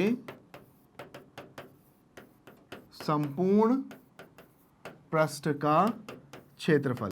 तो बेलन के संपूर्ण पृष्ठ का जो क्षेत्रफल होगा वो कितना हो जाएगा, 2πr then r plus h, ये बेलन के संपूर्ण पृष्ठ का क्षेत्रफल होता है। तो यहां पर हो जाएगा 2 × 22/7, और यहाँ पे r कितना है 7, और यहाँ हो जाएगा 15 + 7। तो ठीक है, 7 से 7 कैंसिल हो गया, 22 दूनी 44 गुणा ये हो जाएगा 22,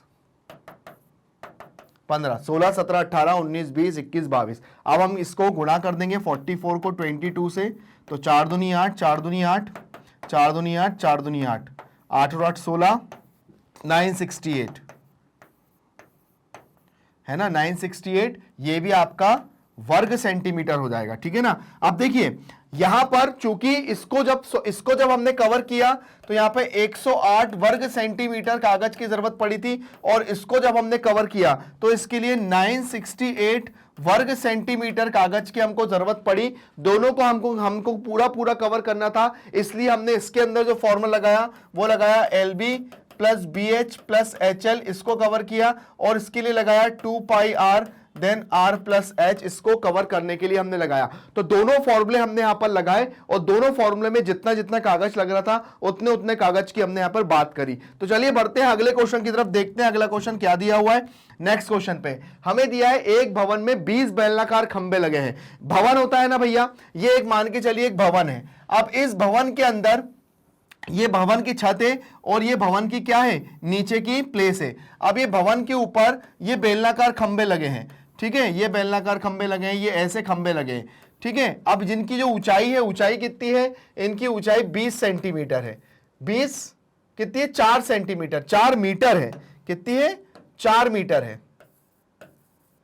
ठीक है, 4 मीटर है। और जो त्रिज्या है वो 14 सेंटीमीटर है, और जो त्रिज्या है ना वो 14 सेंटीमीटर है। तो सबसे पहले हमें क्या निकालना है कि 4 रुपए प्रति वर्ग मीटर की दर से वक्रपृष्ठीय क्षेत्रफल में रंगाई करने का खर्च ज्ञात कीजिए। तो मतलब मुझे क्या निकालना है कि इसके वक्रपृष्ठ क्षेत्रफल में जो रंगाई हो रही है, मतलब केवल इतने से इतने पृष्ठ में, इतने पृष्ठ में जो रंगाई हो रही है, मुझे उसका खर्च निकालना है ना। तो चलिए सबसे पहले हम निकालते हैं हल। यहां पे दिया है बेलन की ऊंचाई, बेलन की ऊंचाई कितनी दी हुई है, बेलन की ऊंचाई दी है 14 मीटर, ठीक है। और अगर इस 14 मीटर है तो इस 14 मीटर को अगर मुझे और देखो ये 14 सेंटीमीटर दी है त्रिज्या, है ना, और त्रिज्या कितनी दी हुई है, त्रिज्या दी है 14 सेंटीमीटर, ये मीटर दिया है, ये 14 सेंटीमीटर दे, तो इसको भी आप मीटर में चेंज कर लो तो ये 100 मीटर हो जाएगा, ठीक है ना। ये हो गया। अब उसके बाद हम लोग क्या करेंगे, बेलन का वक्रपृष्ठ निकालेंगे,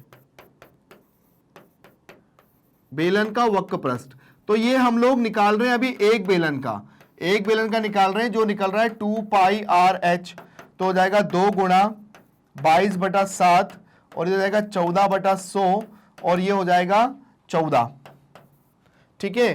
तो भैया ये जो है ना, ये हमने निकाला, अभी ये जो निकल रहा है वो एक बेलन का निकलना है। तो ऐसे ही 20 बेलनों का वक्रपृष्ठ कितना हो जाएगा, तो चलिए यहां पर हम निकालेंगे इसी प्रकार 20 बेलनों का वक्रपृष्ठ, 20 बेलनों का वक्रपृष्ठ, तो ये जाएगा 20 गुणा 2 गुणा 22/7 गुणा 14/100 गुणा 14, ठीक है, क्योंकि ऊंचाई हमें दी थी 4, ऊंचाई दी थी 4, ठीक है, ऊंचाई 4 है, ध्यान रखिएगा, ऊंचाई 4 है, ठीक है। चलिए अब क्या करेंगे, सबसे पहले 0 से 0 कैंसिल हो गया, ये 0 से 0 कैंसिल हो गया, और 7 दूनी 14 ये हो गया। अब जो बचा है सबसे पहले हम उसको लिख लेते हैं, क्या लिख लेते हैं, जो बचा है, क्या बच रहा है, 2 गुणा 22 गुणा 2 गुणा 4/10, इतना बच रहा है। देखो 2 दूनी 4, 4 22 हो गया आपका 88, 88 दूनी कितना होता है, तो 88 दूनी या 4 दूनी 8, 88 8 कर लो, 8 या 64 की 4 हासिल का 6, 8 या 64, 65 66 67 68 69 70, तो हो जाएगा 704/10, तो ये कितना आ जाएगा पूरा 70.4 सेंटीमीटर वर्ग, ठीक है, सेंटीमीटर वर्ग आ गया। अब चूंकि 1 रुपए मतलब 1 प्रति वर्ग, मतलब 1 वर्ग मीटर पे कितना खर्च लग रहा था, 1 वर्ग मीटर का खर्च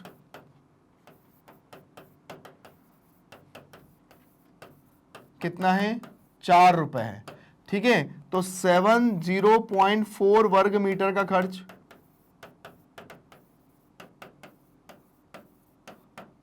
तो ये हो जाएगा 70.4 इंटू 4, तो 4 चौको 16, 7 चौको 28, रुपए।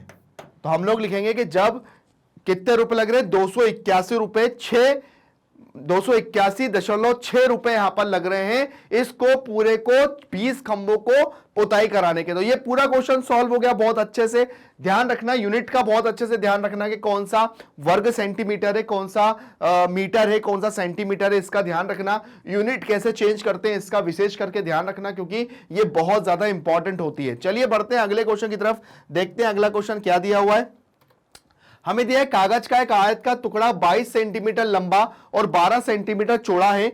लंबाई के अनुदिश कागज को गोल करके एक बेलन बनाया जाए तो बेलन का आयतन कितना होगा, ज्ञात कीजिए। देखिए यहां पर एक जो कागज है आपके पास, अगर मैं आपको एक ऐसा कागज दूं जिसकी जो लंबाई है, जिसकी जो चौड़ाई है वो कितनी है, 22 सेंटीमीटर है और लंबाई कितनी है, 12 सेंटीमीटर है। अगर इस कागज को मैं ऐसा फोल्ड कर दूं, ऐसा फोल्ड कर दूं, तो ये जो इसकी चौड़ाई है वही इसकी क्या बन जाएगी, वही इसकी परिधि बन जाएगी। तो परिधि से क्या मिल जाएगा, मुझे आर निकल जाएगा। तो चलिए सबसे पहले हम निकालेंगे बेलन की परिधि या वृत्त की परिधि निकालेंगे सबसे पहले। वृत्त की परिधि, वृत्त की परिधि दी है 2 पाई आर और परिधि हमें ऑलरेडी दी हुई है 22। सबको इधर ले आऊं तो जो गुणा है वो भाग में हो जाएगा और जो भाग में है वो गुणा में हो जाएगा। तो 7 ऊपर आ जाएगा और 2 और 22 नीचे हो जाएगा। ठीक है, 22 से 22 कैंसिल, आर बराबर हो जाएगा 7/2 सेंटीमीटर। ये निकल गई मेरी त्रिज्या। अब निकालना है मुझे बेलन का आयतन। बेलन का आयतन क्या होता है भैया,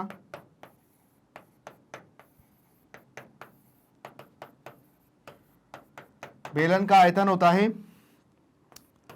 पाई आर स्क्वायर एच, ये होता है बेलन का आयतन। तो चलिए यहां पर रखते हैं 22/7 गुणा 7/2 और ये हो जाएगा कितना, एच कितना है, एच दिया है आपका, एच आपको दिया है 12।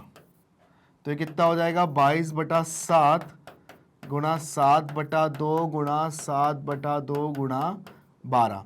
तो 7 से 7 हो गया कैंसिल, 2 × 12 हो गया। तो ये कितना हो जाएगा 22 गुणा 7 और इससे एक भी कैंसिल कर दो 11। तो हो जाएगा 11 गुणा 7 गुणा 6, तो हो जाएगा 77 गुणा 6। तो 6 7 42, 42 की 2 हासिल का 4, जो 6 7 42, 43 44 45 46। तो ये आपका हो जाएगा। अब देखिए यहाँ पे आपकी जो यूनिट है ना, ये वर्ग सेंटीमीटर से घन सेंटीमीटर हो गई। क्यों, क्योंकि यहाँ पे हम क्या निकाल रहे हैं, आयतन निकाल रहे हैं। तो जब भी 3 लगता है तो वहां घन सेंटीमीटर लगता है। तो यहाँ पर हमारी यूनिट हो गई चेंज और हमारा जो क्वेश्चन है वो यहाँ पर हो गया सॉल्व। बहुत अच्छा क्वेश्चन था, बहुत बढ़िया क्वेश्चन था जिसको हमने सॉल्व किया। चलिए बढ़ते हैं आगे, देखते हैं अगला क्वेश्चन क्या दिया हुआ है, उसको कैसे सॉल्व करना है। आगे आते हैं, हमें दिया है एक घन में कितनी सतहें होती हैं। भाई जो एक घन होता है तो घन के अंदर सतहों की बात करें तो ये जो घन है तो ये पहली सतह है, ठीक है, ये दूसरी सतह है, ये तीसरी बन गई और ये चौथी बन गई और ये पांचवी और ये छठी। तो कितनी सतह होती है, 6 सतह होती हैं।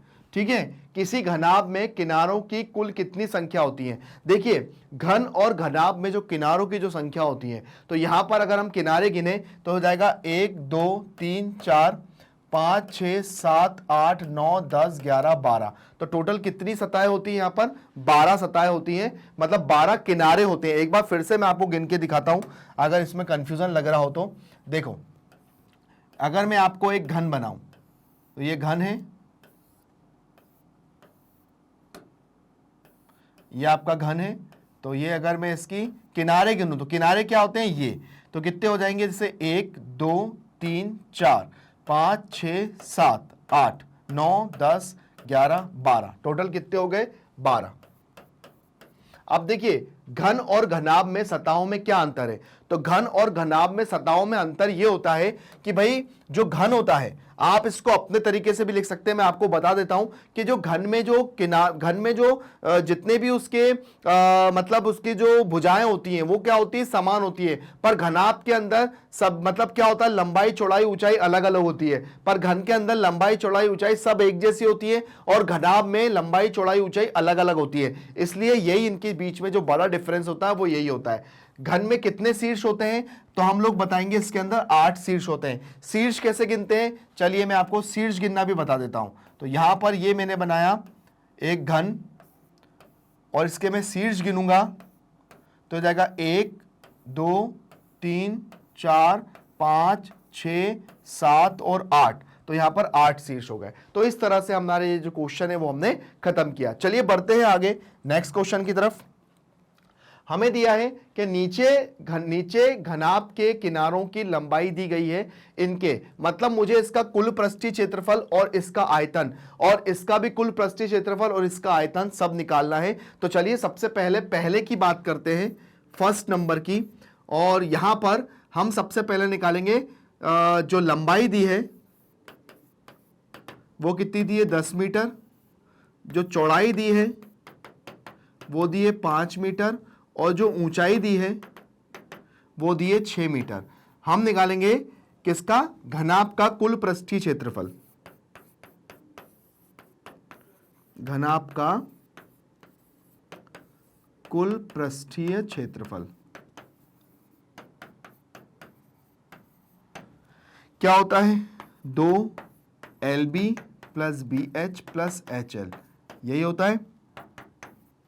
तो ये हो जाएगा 10 गुणा 5 प्लस 5 इंटू 6 प्लस 6 इंटू 5। ये होता है 10 गुणा 5, 5 इंटू 6 और 6 इंटू 5, यही होता है वो 6 इंटू 10। पहले बार इसका इससे गुणा, फिर इसका इससे गुणा, फिर इसका इससे गुणा। ठीक है, तो चलिए कितना हो जाएगा भाई, 2, ये हो जाएगा आपका 50 प्लस 6 पंजे 30 प्लस 60। ठीक है, 50, 6 पंजे 30 देन 60। तो 6 और 3, 5 और 3 8, 8 और 6 14, कितना हो जाएगा 140 और 14 दूनी 28, 280। चूंकि हमारा आंसर है तो वर्ग मीटर। ठीक है, ये हो गया 280 वर्ग मीटर। अब चूंकि हमें इसका ही आयतन निकालना है तो आयतन इसका निकालने के लिए हमें क्या निकालना पड़ेगा, अब ये तो हमने क्या निकाला, इसका कुल पृष्ठीय क्षेत्रफल निकाला। अब हमें इसका ही आयतन निकालना है। तो आयतन कैसे निकलेगा, आइए देखते हैं। घनाभ का आयतन, अब हम बात कर रहे हैं किसकी, इसी के सेकंड की। घनाभ का आयतन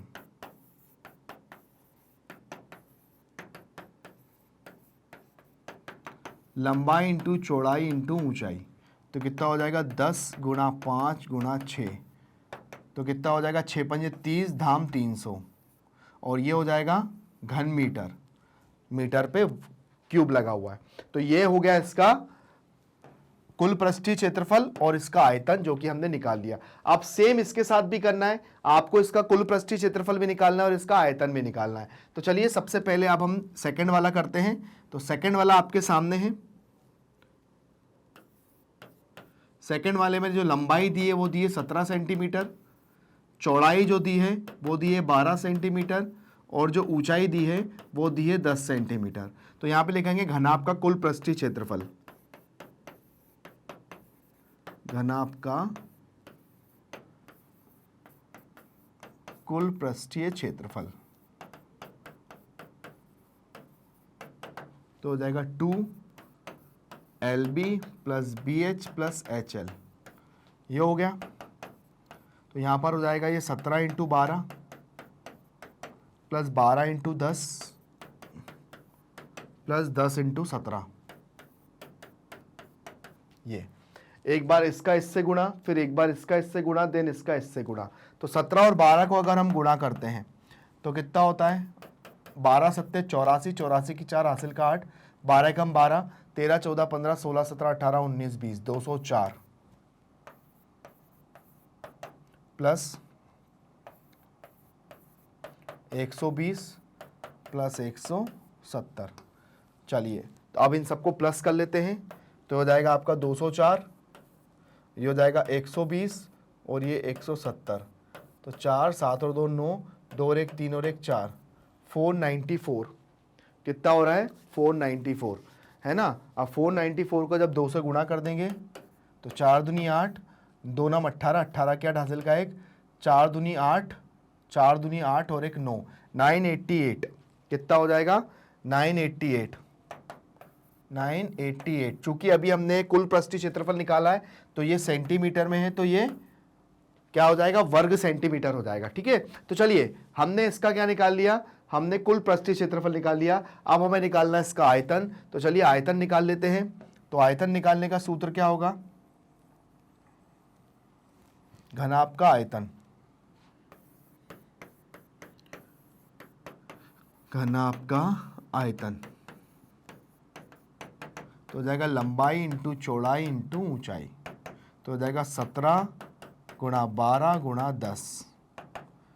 ठीक है, 17 और 12 को अभी हमने गुणा ही किया था, कितना आया था? 204 आया था। कितना आया था? क्योंकि 12 7 84, 84 की 4 हासिल का 8, है ना। 12 कम 12 और 8 20 और गुणा 10, तो हो जाएगा 2040 और ये आ जाएगा घन सेंटीमीटर। ये हो गया। तो ये हमारा आंसर हो गया जो कि हमने सॉल्व कर लिया।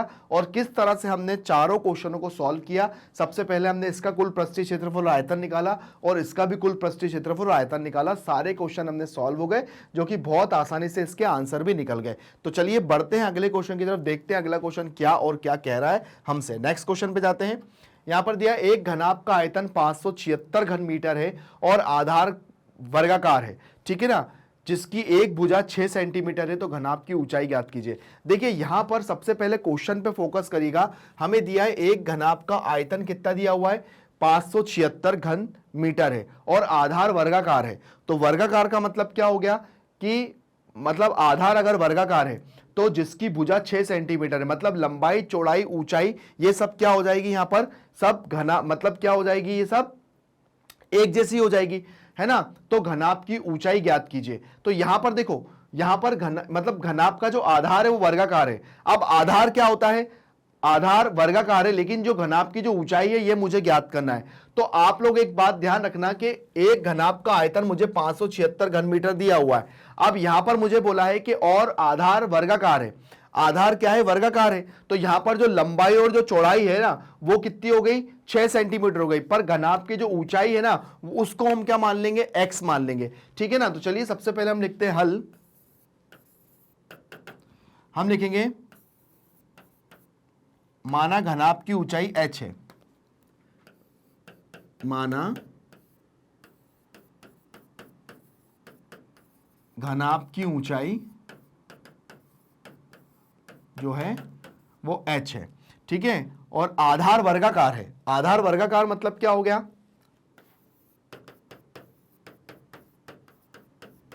आधार वर्गाकार है। आधार वर्गाकार का मतलब क्या हो गया कि इसकी जो लंबाई बराबर चौड़ाई बराबर किसके हो जाएगी? 6 मीटर के, ठीक है। ये हो जाएगा, मतलब लंबाई और चौड़ाई कितनी हो गई? 1 हो गई, ठीक है। तो चलिए सबसे पहले हम निकालते हैं घनाभ का आयतन।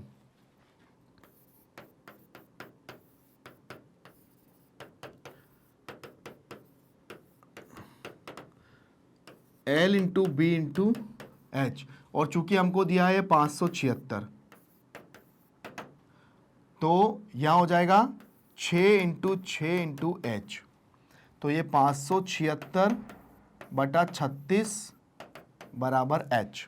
अब अगर इसको हम कैंसिल करते हैं तो देखिए कैंसिल करने पे क्या आता है आंसर, और आंसर आने के बाद आप लोग मुझे बताइएगा कि h यहां पर क्या आएगा। तो चलो जब आप इसको कैंसिल करोगे तो ये 16 टाइम में कैंसिल हो जाएगा। तो यहां पर h बराबर आपका कितना हो जाएगा?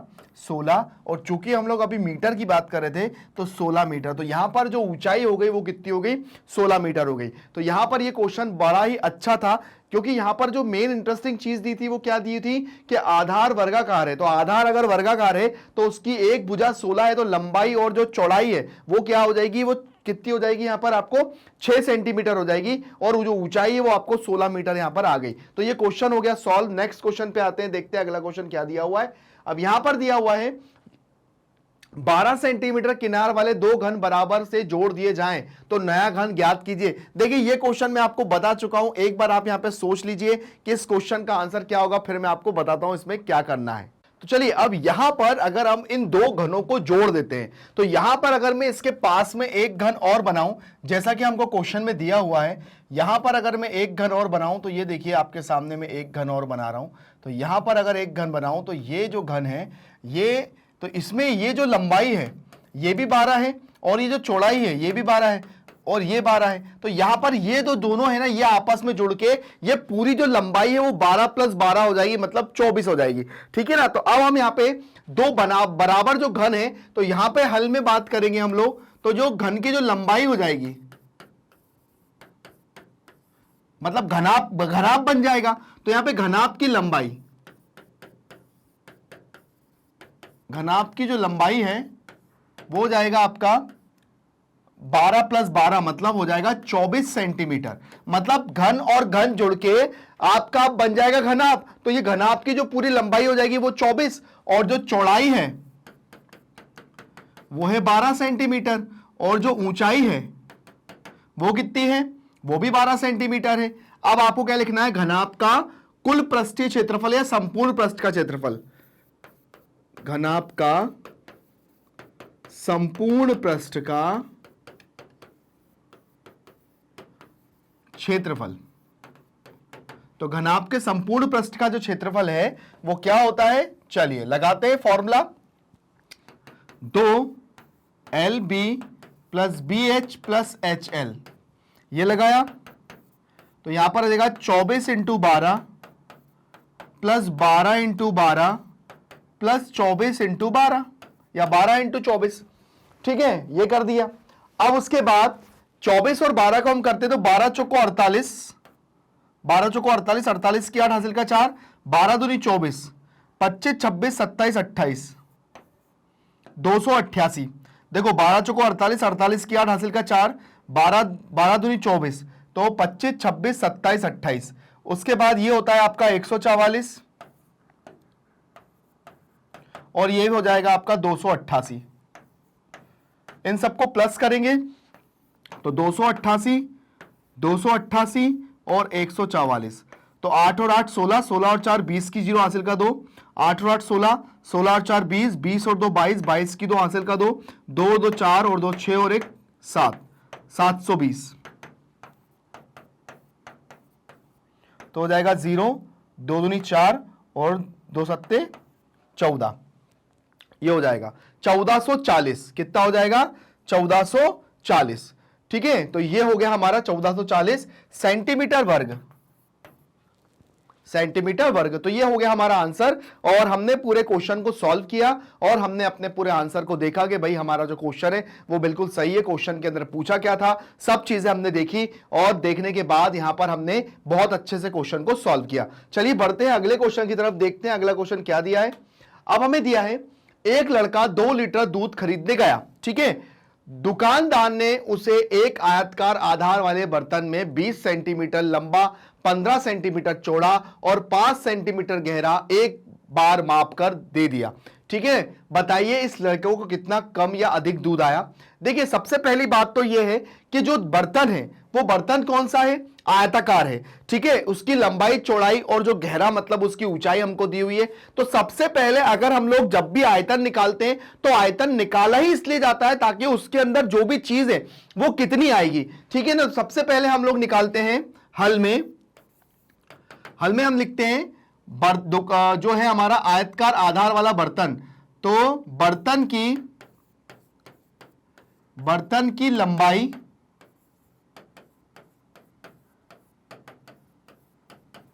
चौड़ाई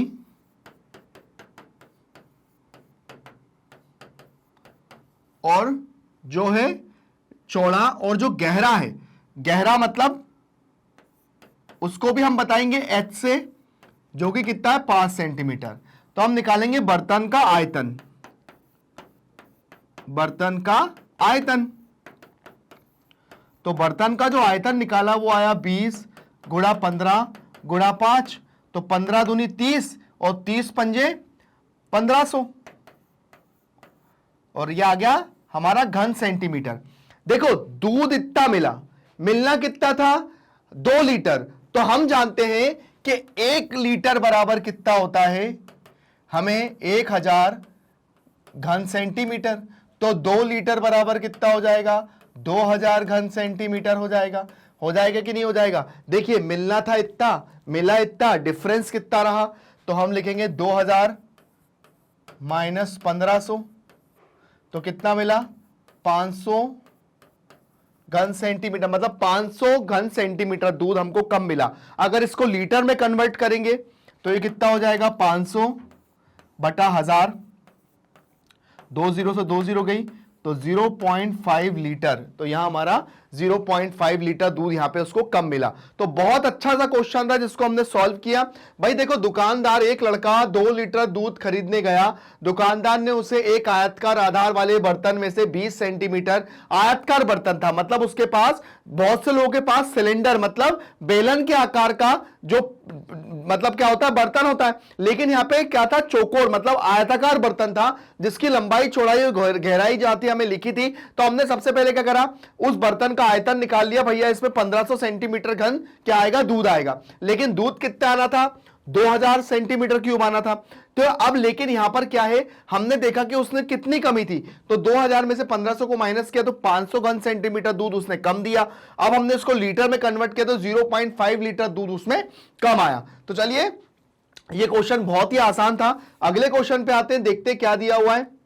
अब हमें यहां पर दिया है एक खाली डब्बा जिसमें साबुन रखा जाना है, एक खाली डब्बा है जिसके अंदर साबुन रखा जाना है। तो डब्बों की लंबाई चौड़ाई और ऊंचाई हमको दी हुई है, और साबुन की लंबाई चौड़ाई और ऊंचाई मतलब साइज जो है वो हमको दिया है।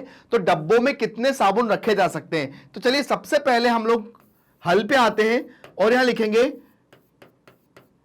डब्बे की लंबाई। डब्बे की लंबाई कितनी दी हुई है, मतलब L। तो डब्बे की लंबाई जो L है वो हमको दी हुई है 0.40 मीटर। मीटर है तो हम इसको सेंटीमीटर में चेंज करेंगे, तो सेंटीमीटर में चेंज करने के लिए यहां पे हम गुणा कर देंगे 100 से, लेकिन यहां पे पॉइंट हटाएंगे फिर 0 बढ़ा लेंगे, तो 2 जीरो से 2 जीरो गया, तो यहां पे 40 सेंटीमीटर आ गया। ठीक है, और ऐसे ही डब्बे की चौड़ाई,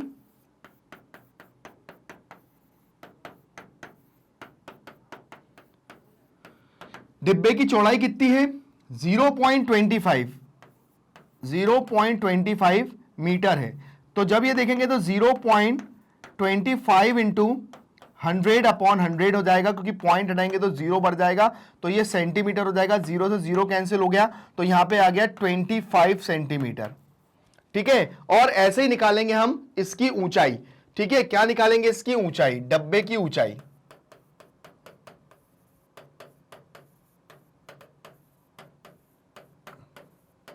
डब्बे की ऊंचाई कितनी हो गई, ये भी 0.25 है, और जब हम इसको सेंटीमीटर में कन्वर्ट करेंगे तो 25 सेंटीमीटर हो जाएगी। ये आपको अभी पता पड़ ही गया है। ठीक है ना, अब क्या करेंगे, अब हम निकालेंगे साबुन का मतलब साबुन, अब निकालेंगे डिब्बे का आयतन। तो चलिए डिब्बे का आयतन निकाला हमने, तो डिब्बे का आयतन होता है लंबाई गुणा चौड़ाई गुणा ऊंचाई।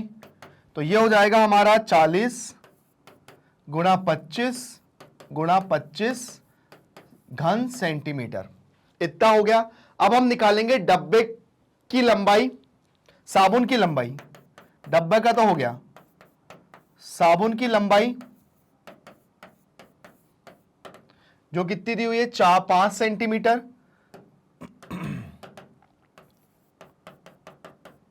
चौड़ाई 2 सेंटीमीटर, और जो ऊंचाई है या गहराई है जो भी दिया है वो दिया है 2 सेंटीमीटर। 2 सेंटीमीटर, 4 सेंटीमीटर, 2 और 2 सेंटीमीटर, 5 सेंटीमीटर, 4 सेंटीमीटर और 2 सेंटीमीटर। तो साबुन का आयतन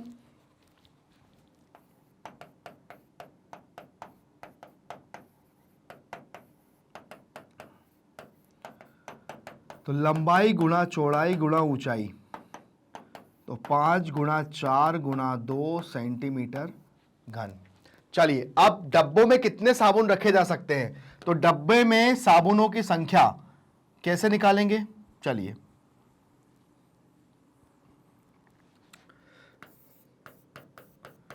डब्बे में साबुनों की संख्या बराबर डब्बों का आयतन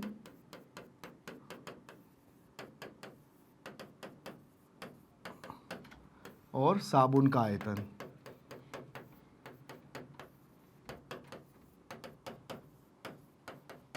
तो डब्बे का आयतन कितना था? 40, 25 और 25, और ये कितना आया? 5, 4 और 2। चलिए सबसे पहले इसको कैंसिल करेंगे तो ये हो जाएगा आपका 40, 40 4 से कैंसिल हो जाएगा तो 4 धाम 40, और 2 से 5 को कैंसिल, 5 बार कैंसिल हो जाएगा, 2 पंजे 10, 5 से 5 कैंसिल हो जाएगा, 25 से 25 से करेंगे तो 625 साबुन। तो ये हमारा क्वेश्चन बहुत आसानी से सॉल्व हो गया, और इस तरह से इसके अंदर कितनी क्या चीजें आएंगी सब हम निकाल सकते हैं आसानी से बिना किसी दिक्कत के। तो यहां पर एक डब्बा जो है वो उसके अंदर हमें कितने साबुन बता रहा था, तो उसके लिए हमने डब्बों का आयतन, फिर जितने साबुन रखे जाना है तो वो साबुन का आयतन, दोनों के आयतन के हमने क्या करा, डिवाइड कर दिया, मतलब भाग दे दिया, जिससे हमें पता पड़ गया कि इसके अंदर कितने साबुन रखे जा सकते हैं। अच्छा क्वेश्चन था, बढ़िया क्वेश्चन था। आगे बढ़ते हैं अगले क्वेश्चन की तरफ, देखते हैं क्या दिया हुआ है। एक कमरे की लंबाई, चौड़ाई और ऊंचाई हमको दी है, इस कमरे में कितनी हवा भरी जा सकती है। चलिए हल पे आते हैं। तो यहां पे दिया है कमरे की लंबाई 15 मीटर, चौड़ाई 10 मीटर और ऊंचाई 8 मीटर। तो कमरे की लंबाई, चौड़ाई, ऊंचाई हमें दी है। अब चूंकि मुझे बताना है कि इसके अंदर कितनी हवा आ सकती है, तो हमें क्या निकालना पड़ेगा, इसका आयतन। तो हम निकालेंगे कमरे का आयतन, कमरे का आयतन। तो कमरे का आयतन होता है लंबाई गुणा चौड़ाई गुणा ऊंचाई, तो हो जाएगा 15 गुणा 10 गुणा 8, तो 15 8 120 होता है। तो ये आ जाएगा घन सेंटीमीटर या मीटर घन, मीटर घन, मतलब मीटर के ऊपर ये लगा दो या घन मीटर लिख दो। तो इस तरह से हमारा जो क्वेश्चन है वो होता है खत्म, और 13.4 जो है वो हमारी यहां पर होती है खत्म। और उसके बाद हमारा जो कंप्लीट चैप्टर 13.4 का जो क्वेश्चन है 10वां, मतलब हमने ये जो 13.4 मतलब हमने यहाँ पे कंप्लीट चैप्टर के ऊपर जो एक्सरसाइज में जो क्वेश्चन आ रहे हैं वो भी हमने यहाँ पे मेंशन किए, ताकि आपको समझ में आ जाए कि ये हमने रिविजन में कौन सा क्वेश्चन लिया है। तो इस तरह से हमारा होता है रिविजन खत्म। और उसके बाद यहाँ पर आप लोग जो रिविजन है उसको प्रैक्टिस करिए, कोई डाउट आता है तो वो क्लियर करिए, कमेंट के द्वारा क्लियर करिए। उसके बाद आप लोग अगर प्रैक्टिस करेंगे तो आपका क्वेश्चन बहुत अच्छे से हो जाएगा। अब बात आती है कि आप हमारे वीडियो कैसे देख सकते हैं, और आपको अगर नई नई अपडेट्स चाहिए तो उसकी जानकारी आपको कैसे मिल सकती है। तो चलिए यहां पर आप लोग सबसे पहले आप लोगों को YouTube तो चलाना आता होगा। यहाँ पे सर्च पे जाके आप मैग्नेट ब्रेन्स आप लोग टाइप करेंगे, या मैग्नेट ब्रेन्स हिंदी मीडियम आप डालेंगे, तो आप लोग प्लेलिस्ट में जाकर आप अपने सारे वीडियो देख सकते हैं। यहाँ पर आपको कोई चार्ज उसके लिए नहीं देना है। या तो फिर आप लोग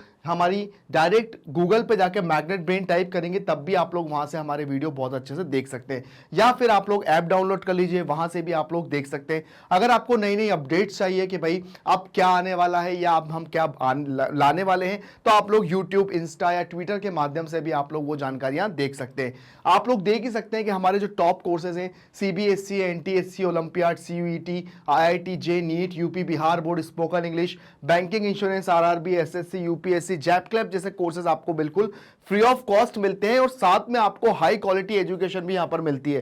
तो अगर आप लोगों के जो आसपास में जितने भी छोटे बड़े भाई बहन, आपके फ्रेंड्स जो रहते हैं, अगर इनमें से वो कोई कोर्स कर रहे हैं, तो आप लोग उनको बताइए कि भाई मैग्नेट ब्रेन एक ऐसा प्लेटफॉर्म है जहां पर आपको कुछ भी चार्ज नहीं देना है। यहां पे सब कुछ आपको 100% फ्री मिलता है, और यहां पर आपको यहां पर क्वालिटी एजुकेशन भी मिलेगी। तो बस बने रहिए हमारे साथ, मैग्नेट ब्रेन के साथ। हमारे चैनल को लाइक और सब्सक्राइब करिए। Thank you.